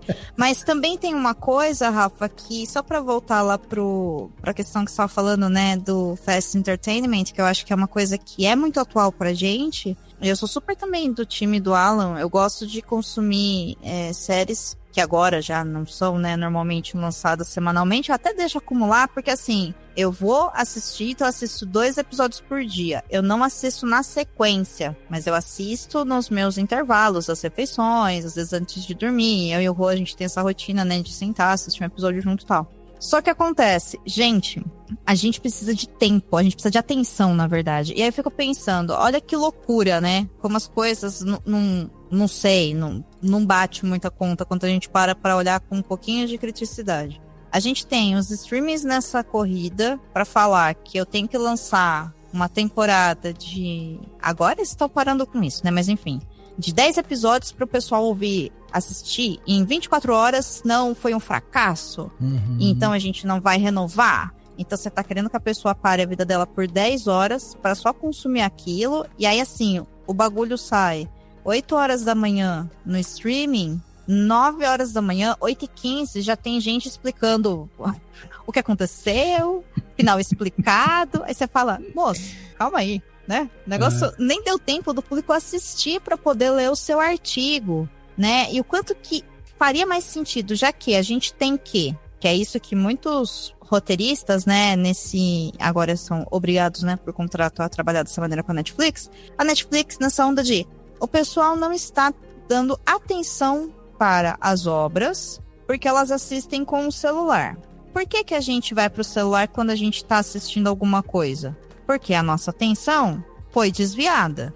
Quando que a minha atenção é desviada? Quando algo não é interessante ou quando algo é muito longo. Então, que tal se a gente parar, né, de fazer uma série de 20 episódios, que já parou, agora normalmente são 10, 12, 8, dependendo do projeto. Que tal se a gente não lançar tudo isso junto e lançar, então, episódios de 30 minutos uma vez por semana? Talvez as pessoas não vão para o celular em 30 minutos uma vez por semana. Entendeu? Então, assim, é curioso, né? Eu quero que a pessoa preste atenção em mim. Como ela não vai prestar atenção em mim, eu vou ficar baixando o nível, né, do roteiro, e aí eu baixar um nível mesmo, porque existem muitos artistas, né, diretores, produtores, atores, atrizes que falam, tá ficando difícil de trabalhar porque é uma redundância do próprio ato, né? Sim. Então eu coloco no roteiro que o personagem está bebendo água, aí eu mostro que ele está bebendo água, aí eu coloco o som dele bebendo água, e aí eu falo, nossa, a água que eu bebi está muito boa. Pô, eu vi que tá boa pelo contexto, né, pela cena montada, mas eles têm que fazer tudo isso de uma maneira interessante para que o público não perceba que eles estão, né, sendo redundantes, porque o pessoal não presta atenção.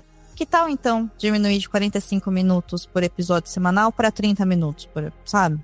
Talvez seja melhor, porque as pessoas... Então, assim, é complicado, né? Eu não sei porque que a indústria do streaming ainda opta, né, por lançar as coisas dessa maneira, coisas loucas. Vocês vão ver, gente, a porcaria que vai ser o roteiro de Stranger Things pensando nisso, né? Porque são longos, é uma temporada final, não à toa vai ser dividida, né, em 3 datas diferentes para publicação.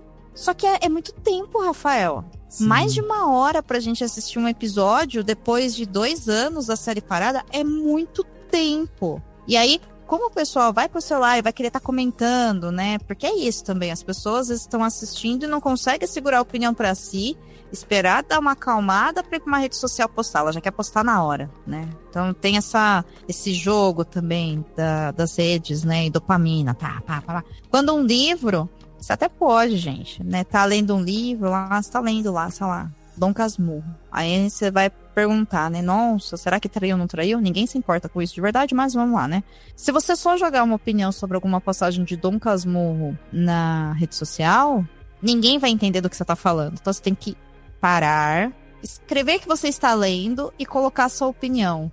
Para um lançamento de um filme, um lançamento de uma série, é quase que uma experiência coletiva. E a gente volta para essa cultura da convergência, né? E aí é um problema quando a gente faz isso, porque as coisas, a gente não tá conseguindo prestar atenção nas coisas mais. A gente não tá conseguindo parar e ser dona do nosso tempo, sabe? Isso é uma coisa que me preocupa muito. Cara, se você vai assistir um filme de 1h30, senta durante 1h30 e assiste. Depois você vai fazer outra coisa. Por isso que cinema é tão legal ainda, né? Sim. Porque a gente vai e desconecta de tudo, assim, o mundo fica lá fora, né? Assim, fechou a cortina, ligou a tela, é só você com você e a tela e aquela história, e é outra experiência. Mas é por isso, a gente consegue se separar. Então, o Fast Entertainment, ele é um problema, mas é uma característica do nosso tempo, né? Vindo muito dessa necessidade também que a gente tem de aprovação. Eu preciso fazer uma coisa, eu preciso falar para as pessoas, eu preciso que as pessoas me deem curtidas e coraçõezinhos para validar o que eu tô fazendo.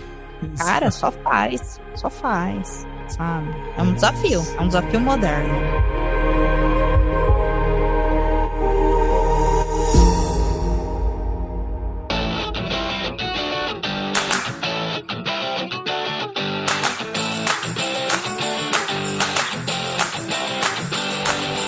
Plano Detalhe da semana, aquele momento aqui que a gente dá dicas pra vocês aí, né, ouvintes, para que vocês possam fazer coisas diferentes aí durante a semana. Dô, vamos começar com você dessa vez? O que você trouxe de bom pra gente, de Plano Detalhe? Ai, de bom eu não trouxe nada. Eu trouxe trecheira, Rafael. Ai, por favor. Trecheira total. É o que queremos, diversão. Ah, então tá. Também não sei se vai ser muito divertido, mas olha só, eu sei que vocês...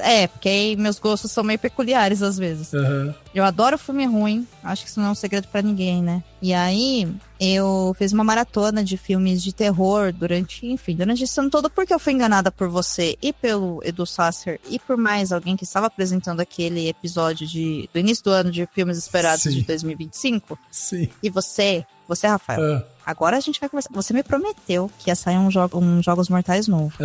Você me prometeu. E não saiu, Rafael. Ele foi cancelado na produção. Rafael, você não cumpriu com as suas obrigações. Entendeu? Não foi pra 2026, não? Não foi adiado? Eu acho que ele tá cancelado porque deu algum problema lá de briga com o produtor. Só que nessa, eu reassisti. Eu vou ligar pra né? Blumhouse lá e falar, por favor. Como que vocês fazem eu fazer isso com uma amiga minha? Pois é, olha, te falava. Mas apesar disso, eu tô aqui. Você não merecia, mas eu tô aqui. Aí, né, eu reassisti Jogos Mortais, coloquei o pobre do Baço pra assistir junto, coitado. Sofreu. Assistindo aquela bosta daquele Espiral, horroroso. Não assistam Espiral, essa é a primeira dica de ouro desse episódio, não assistam Jogos Mortais Espiral.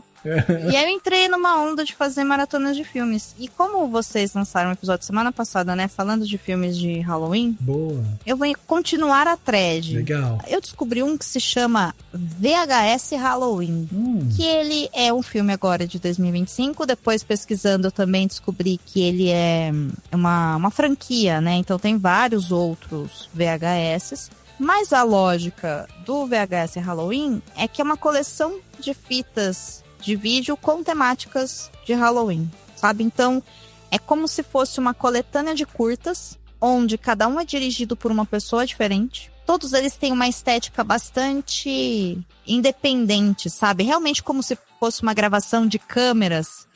Bem aquelas câmeras dos anos 90, que era mega comum, né? Principalmente nos Estados Unidos, ali entre 80 e 90, que você vai filmando dia a dia. É isso com temáticas de Halloween. Então, assim, não tem aquela qualidade maravilhosa do monstro ser mega trabalhado. Não, o monstro é cafona mesmo, entendeu? Mas é legal, porque são contos de terror, né, que estão sendo filmados. Me deu uma sensação, Rafa, de ser como se fosse um experimento de estudantes de cinema. Sim. Sabe? Sim. Que tem aquela estética muito peculiar. É muito divertido, assim, tá? Não é tão bom quanto o Terrifier. Eu acho que o Terrifier me causou mais medo. Mas, assim, não senti medo assistindo VHS, mas eu achei um projeto interessante. Depois eu quero assistir os outros volumes também da franquia. Então, pra quem gosta desse tipo de filme, pode ser uma boa pedida. Esse tá na Amazon Prime, né, incluso na assinatura. E eu reassisti Família Addams, de 1990. O de 90. Cara, continua delicioso. Delicioso. Sim. É um filme muito gostoso. Eu acho que essa é a minha segunda dica, né? Reassistam Família Addams. Tem as animações também, mas eu não assisti ainda, tá aqui na minha lista. Mas Addams é o tipo de filme que é gostoso de você reassistir de tempos em tempos, sabe? É bem lento, assim. Eu não me lembrava que ele era tão lento.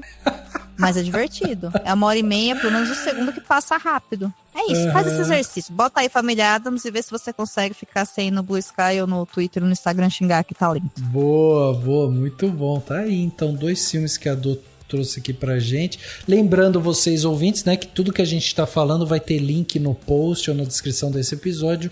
Não pegou alguma coisa, só ir lá procurar. Tá tudo listado com o link, só clicar e você vai direto pro que a gente tá falando. E você, Basso, o que você trouxe de bom pra gente, de plano detalhe? Cara, eu assisti uma série, tá na Disney, que na verdade é não sei, é um remake de filmes muito famosos, que é O Dia do Chacal. Ah, sim. E, cara, eu fui assistir a série e, assim, a gente tá falando de releituras, né, de refazer, de adaptar, eles fizeram fizeram uma coisa muito diferente do que eu tinha visto antes.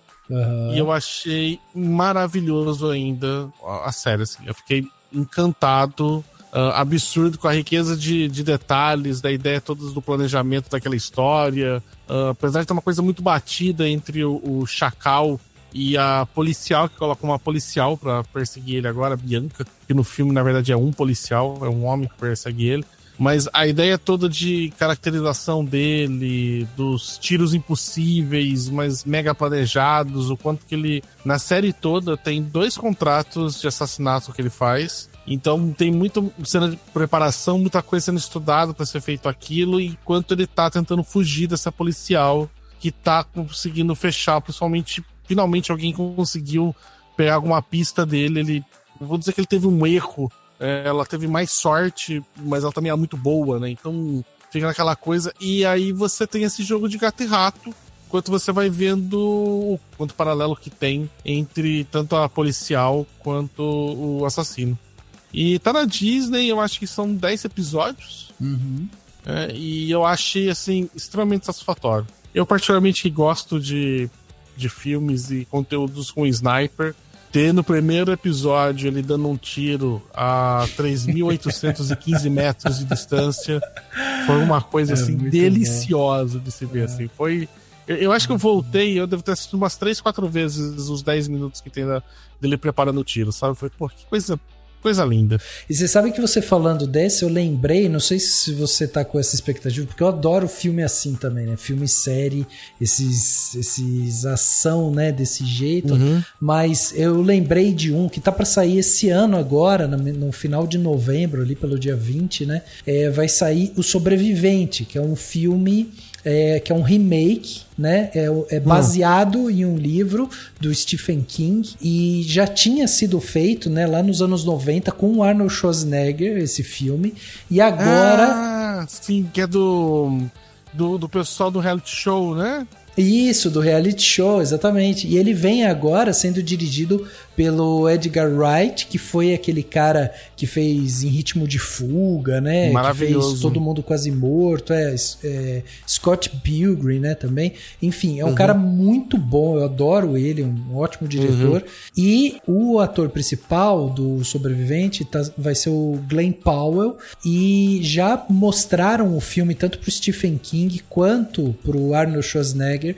O Arnold Schwarzenegger saiu entusiasmadíssimo da sessão, falou que, finalmente adaptaram bem o livro do King e tal. E o King saiu também falando, ficou muito legal. Então parece que vai ser um filme bem eletrizante, assim, né? Tem trailer aí pra quem quiser ver. Esse Dia do Chacal aí, a série me lembrou muito o talentoso Ripley com o 007. Sim, é verdade, é verdade. Até a abertura dele do carro, aquelas paisagens, sabe aquela coisa? Parece muito a abertura de um 007 e a ideia, o filme inteiro, a série inteira, assim, tem muito essa pegada, eu gostei bastante dela. Não vou te prometer nada, né, sobre o Sobrevivente, porque vai que cancelam e aí depois vai vir cobrar aqui. Não vai cancelar, só que assim, Rafael, eu fico embasbacada com a inocência do Rafa, né, porque assim, o King também falou que A Longa Marcha era um bom filme, tá? Então, assim, é isso que eu tenho a dizer sobre o concorrente. É verdade, tem razão. Alan, e você, o que você trouxe de bom pra gente de Plano Detalhe? Então, eu vou pra um caminho um pouco diferente do que vocês estão indo, assim, e vou pra indicar uma... Eu tenho algumas indicações, Rafa, mas vou ser breve em todas elas. A primeira delas é a série, a docu-série, no caso, que é um documentário em série, do Globoplay, do Fernando Collor, Caçador de Marajás, que estreou, acho que semana atrasada, deve ter umas 2 semanas que estreou, não lembro exatamente quando, mas eu só vi esse final de semana. Então eu passei sexta e sábado vendo a história de Fernando Collor, aquela desgraça. Mas enfim, o documentário, a docu-série é ótimo. É muito bem feita, muito bem produzida. É uma novela, né? Assim, o Collor, família Collor é uma novela. Tudo ali é novelesco, no mais alto nível. Curiosamente, um negócio que todo mundo pagou, né? Aquela novela deles todas, aquela família toda, o Brasil inteiro acabou pagando pela grande novela que é. Mas é muito boa, vale muito a pena assistir. É meio longo, é verdade, são 7 episódios de, 45, 50 minutos cada. E ainda assim tem simplificações e pequenos momentos passados de forma muito rápida, assim, porque, olha, daria fácil, assim, mais uns 7 episódios. Isso porque para logo depois que ele sofre o impeachment, assim. A série acaba depois do impeachment. Não passa o assassinato do PC Farias, não passa a morte do irmão, etc. Enfim, aquela novela ainda continuou por muito mais tempo ainda, né? Então, assim, vai desde a família do pai dele ali, um coronel ali de Alagoas e tal, e vai formando, enfim. Então começa bem da família do pai, já um político, até chegar na presidência dele do impeachment, assim. E, claro, todo aquele escândalo, enfim, os vários escândalos, se fosse só um escândalo, tava ótimo. São vários escândalos e é belíssimo. Você vê assim, sentado meio que na ponta do sofá, ao mesmo tempo que muito embasbacado com como aquilo foi possível. Você fica, caraca, é muito bom, né? Não tem um roteirista de Hollywood ou de qualquer lugar que seja capaz de imaginar aquilo. Aquela família, aquela presidência, como é que ele chegou no poder, enfim. Não tem roteirista que seja de ficção que dê conta de fazer aquela história, sabe? Então, sim, é brilhante. Você sabe que saiu um podcast um tempo atrás que era Collor versus Collor, né? Que também contava a história e falava um pouco da relação, né? Do Fernando Collor de Mello com o irmão dele e tal. Enfim, era da Rádio Novelo, um podcast muito bom. E tinha uma coisa engraçada que eu fui comentar sobre esse podcast para os meus pais, porque meus pais viveram, né, o governo Collor de uma maneira muito mais lúcida do que eu. Eu era uma criança, né, não lembro do governo Collor, mas eu fui comentar isso com eles e meu pai virou para mim e falou assim: não tenho saco para ver isso porque eu vivi isso daí. E na época eu falei assim, nossa, acho que, né, enfim, meu pai magoado com Collor, né, de alguma forma. E aí, depois que ele falou isso, passa-se um tempo, e daí eu começo a falar assim, nossa, meu pai tem muita razão, cara, porque se saísse um documentário falando, sei lá, Bolsonaro versus Bolsonaro, eu ia falar, puta, não quero mais saber desse cara, deixa ele apodrecer lá, sabe? Exatamente. É tipo isso, assim, eu também não vivi o governo Collor, mas como foi possível tudo aquilo, sabe? Enfim. Legal. E outra indicação, se eu puder dar uma segunda indicação, que tem a ver também com a vida brasileira, que é o livro do Gilberto Braga, chama a biografia do Gilberto Braga, O Balzac da Globo, vida e obra do autor que revolucionou as novelas brasileiras. Eu tô meio viciado, assim, no livro. Eu devo ter começado a ler ele tem 4, 5 dias. E eu estou na metade, é um livro de 400 páginas, e eu nem tenho tempo pra ficar, sabe assim, mas qualquer espacinho de tempo, eu tô lendo um cadinho do livro. É brilhante, assim, porque a história do Gilberto e tal, as novelas dele, enfim, tantas e tantas, ainda mais depois de Vale Tudo, né, do remake. É muito legal o livro pra quem gosta de audiovisual em geral, mesmo que, né, não seja... Eu não gosto de novela, por exemplo, mas é muito interessante ver através de um autor de novela, sabe? Como que o Gilberto pensou, como que o Gilberto escrevia, porque ele tem grandes histórias, né? Grandes novelas estão é dele, né?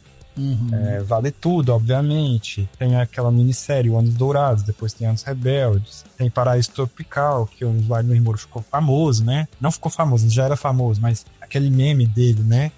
Chamando a Bebel lá de ser a cachorra mais burra desse calçadão. Então, assim, tem umas coisas muito interessantes ali da história do Gilberto, que é um puta escritor de novela, um grande novelista, e eu tô meio viciado no livro, assim, então por isso que estou indicando. Muito bom. Uma outra coisa, uma outra indicação, se possível. A newsletter da Marina, nossa amiga aqui do Cinemação, que já escreveu pra cá, a Simplificando Cinema, porque tá tendo discussão da regulamentação do streaming, mas a newsletter da Marina, Simplificando Cinema, explica sobre os processos da regulamentação do streaming, da lei da TV paga, que pode estar indo pro lixo, e a TV 3.0 que ficou de lado, né? Fora os outros problemas de licenciamento, de direitos autorais, etc, que é um debate muito importante para esse momento, senão a gente pode perder muito. Sim. E a gente já perdeu muito, né? A gente não pode perder mais. Então, é isso. São essas 3 indicações. Boa.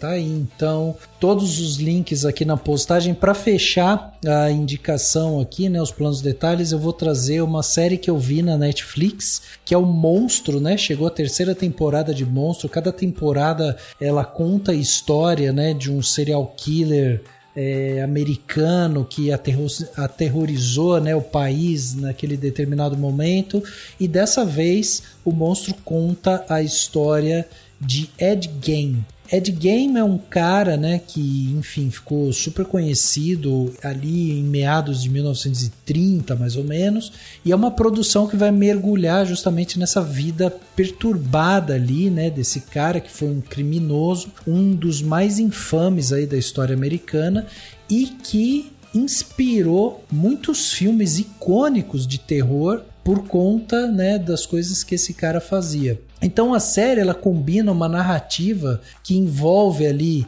essa vida dele, né? Conta como ele foi se envolvendo com aqueles crimes, o que acontecia, mas vai também contar um pouco sobre esses desdobramentos, né, dos atos do Ed Gein dentro da atmosfera ficcional. Então, por exemplo, para quem não sabe, o Hitchcock sabia da história do Ed Gein e o personagem lá do Norman Bates, né, no Psicose, é inspirado no Ed Gein. Então, ele foi, sabe, aí teve o Massacre da Serra Elétrica também, é outro filme que foi inspirado em histórias que contavam que o Ed Gein fez, né? Ele cortou algumas pessoas com uma serra elétrica e tudo mais, perseguiu elas com a serra elétrica e tal. Enfim, ele foi um cara bastante emblemático por conta disso, assim. E a série meio que traz essa discussão à tona, assim, sabe? Dessa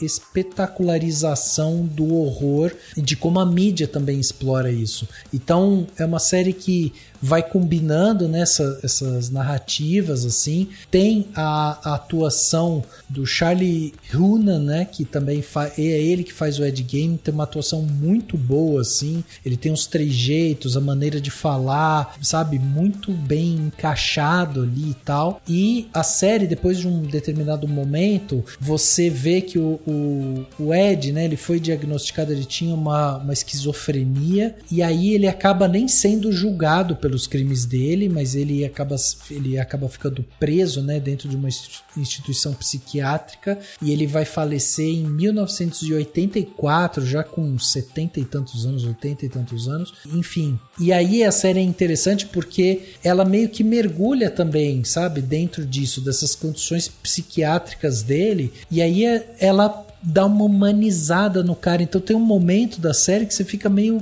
sabe, se compadecendo com esse cara e tal. Então a série tem umas provocações que são bem interessantes, assim. Eu acho que de todas as temporadas que saíram de Monstro, essa é uma das melhores até agora, assim. Foi a que eu achei mais intrigante, assim. Então é isso, fica essa recomendação para assistir Monstro, a história de Ed Gein, que está na Netflix.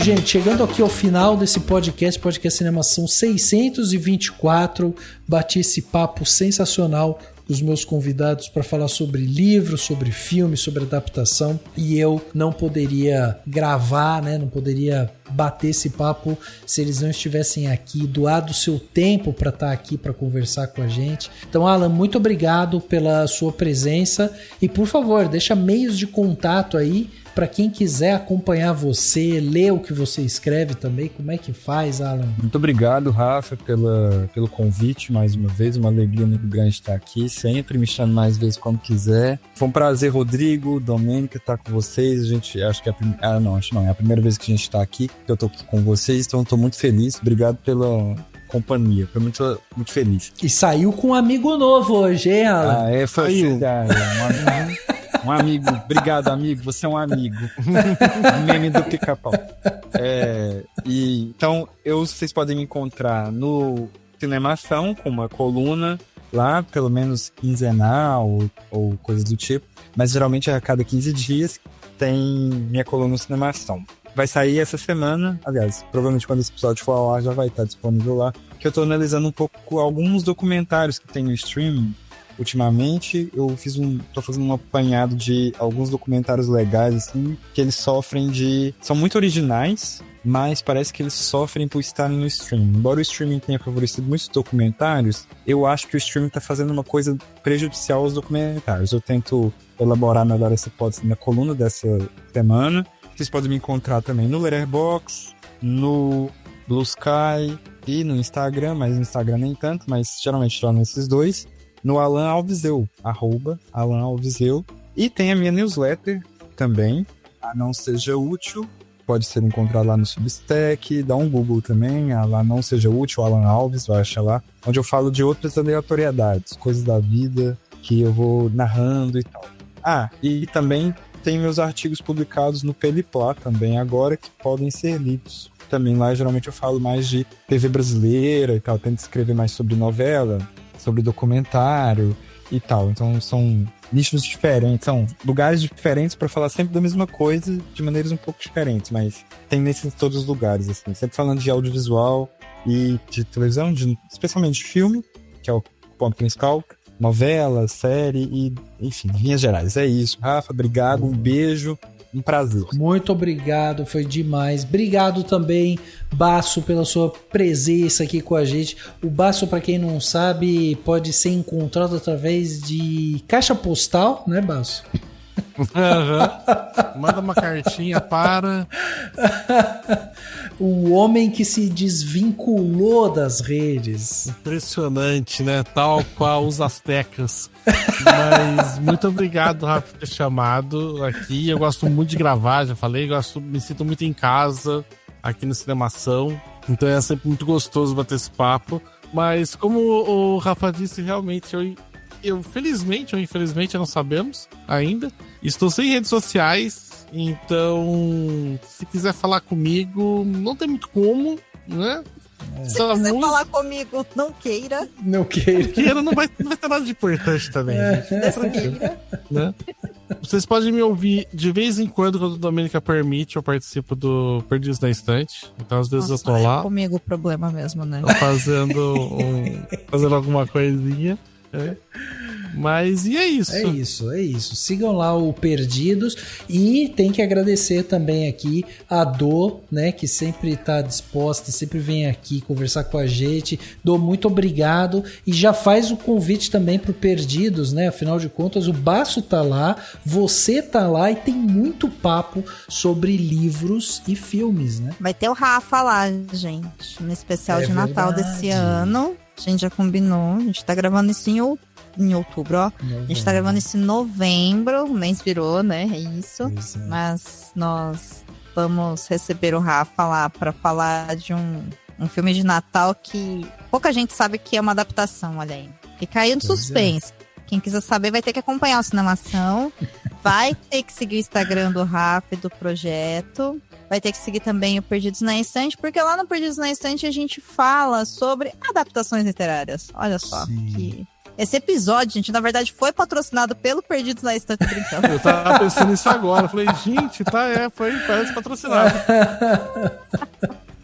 Ai, gente, seria bom, né? Se tivesse dinheiro pra pagar o Rafa, ia ser lindo. Mas enfim, o Perdidos na Estante é um podcast de literatura onde a gente se propõe a analisar esse projeto transmídia, né, de quando o livro se torna um filme, ou um filme se torna um livro, ou um videogame, ou uma música, ou uma série, enfim. O nosso objetivo ali não é responder, né, se o que é melhor ou não, mas perguntar se é uma boa adaptação, se funcionou, se é em busca dessa essência, também sempre pensando a obra com um recorte mais atual, né, de algum tema que a gente puxa ali para pensar sobre os nossos tempos e o papel da arte, enfim, é uma conversa bem leve, normalmente divertida. Alguns são mais pesados, né? Por exemplo, o que a gente gravou sobre o Ainda Estou Aqui não tinha como ser leve e divertido, né? Então, vai depender do tema. Mas é um podcast semanal, já tá aí há vários anos na estrada também. Bem interessante, convido vocês a ouvirem. Inclusive, Rafa, é que o Spotify está com problema, tá? Mas teve uma ouvinte sua aqui do Cinemação que me ouviu na última vez que eu vim aqui, e aí ela foi lá no Perdidos e ela deixou um comentário falando: eu vim do Cinemação. Que massa! Olha aí, façam mais vezes isso, gente. Eu fiquei muito feliz, falei, eu vou contar pro Rafa quando falar com ele. Caraca, que demais. Feliz. Sim, muito legal. Tem que fazer isso mesmo, tem que deixar comentário, tem que fazer essa migração, né, de ouvintes. É muito legal, assim, quando a gente tem essas trocas, assim, demais, bom saber. Muito legal e é delicioso, né, saber, olha, eu vim de Cinemação, falei, diva, que tem bom gosto para podcasts, amei, fiquei muito feliz.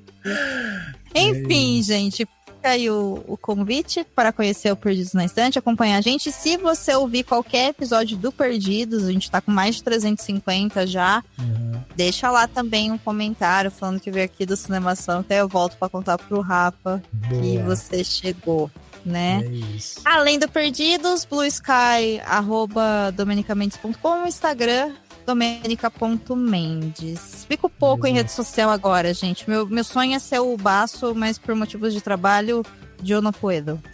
Acho que todos nós, no fundo, queremos ser o Baço. É isso. Hashtag todos queremos ser Baço. Exatamente.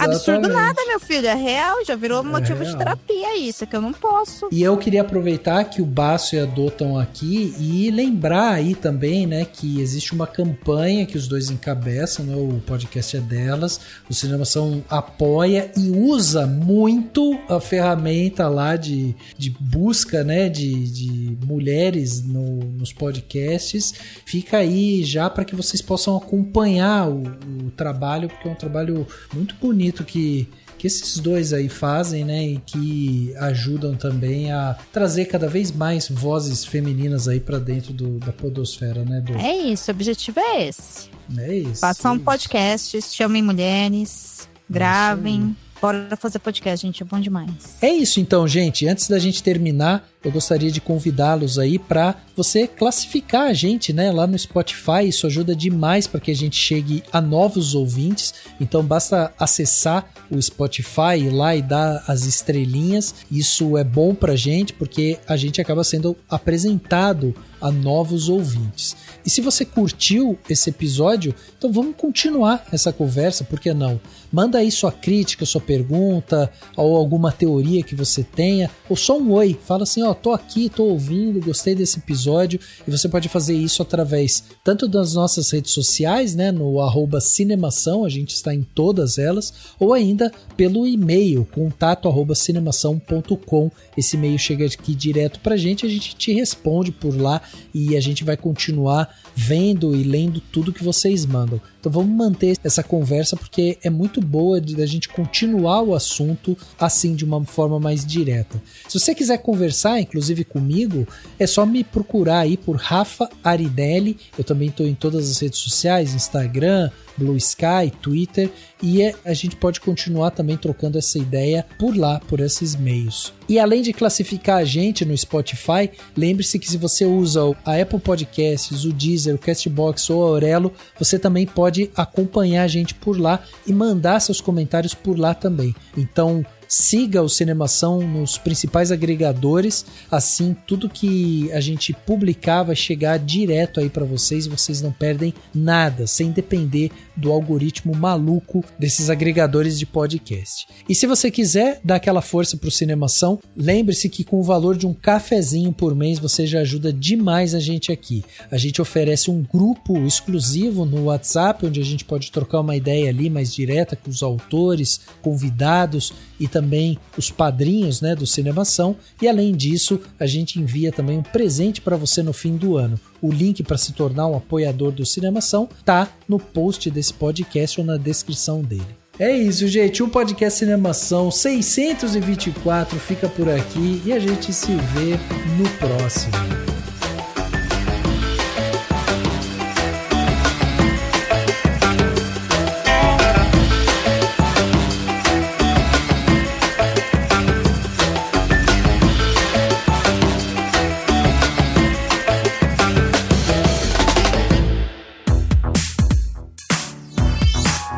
O podcast foi editado pela Isso Aí Design. Tudo isso é forma com função. É design estratégico. É isso aí.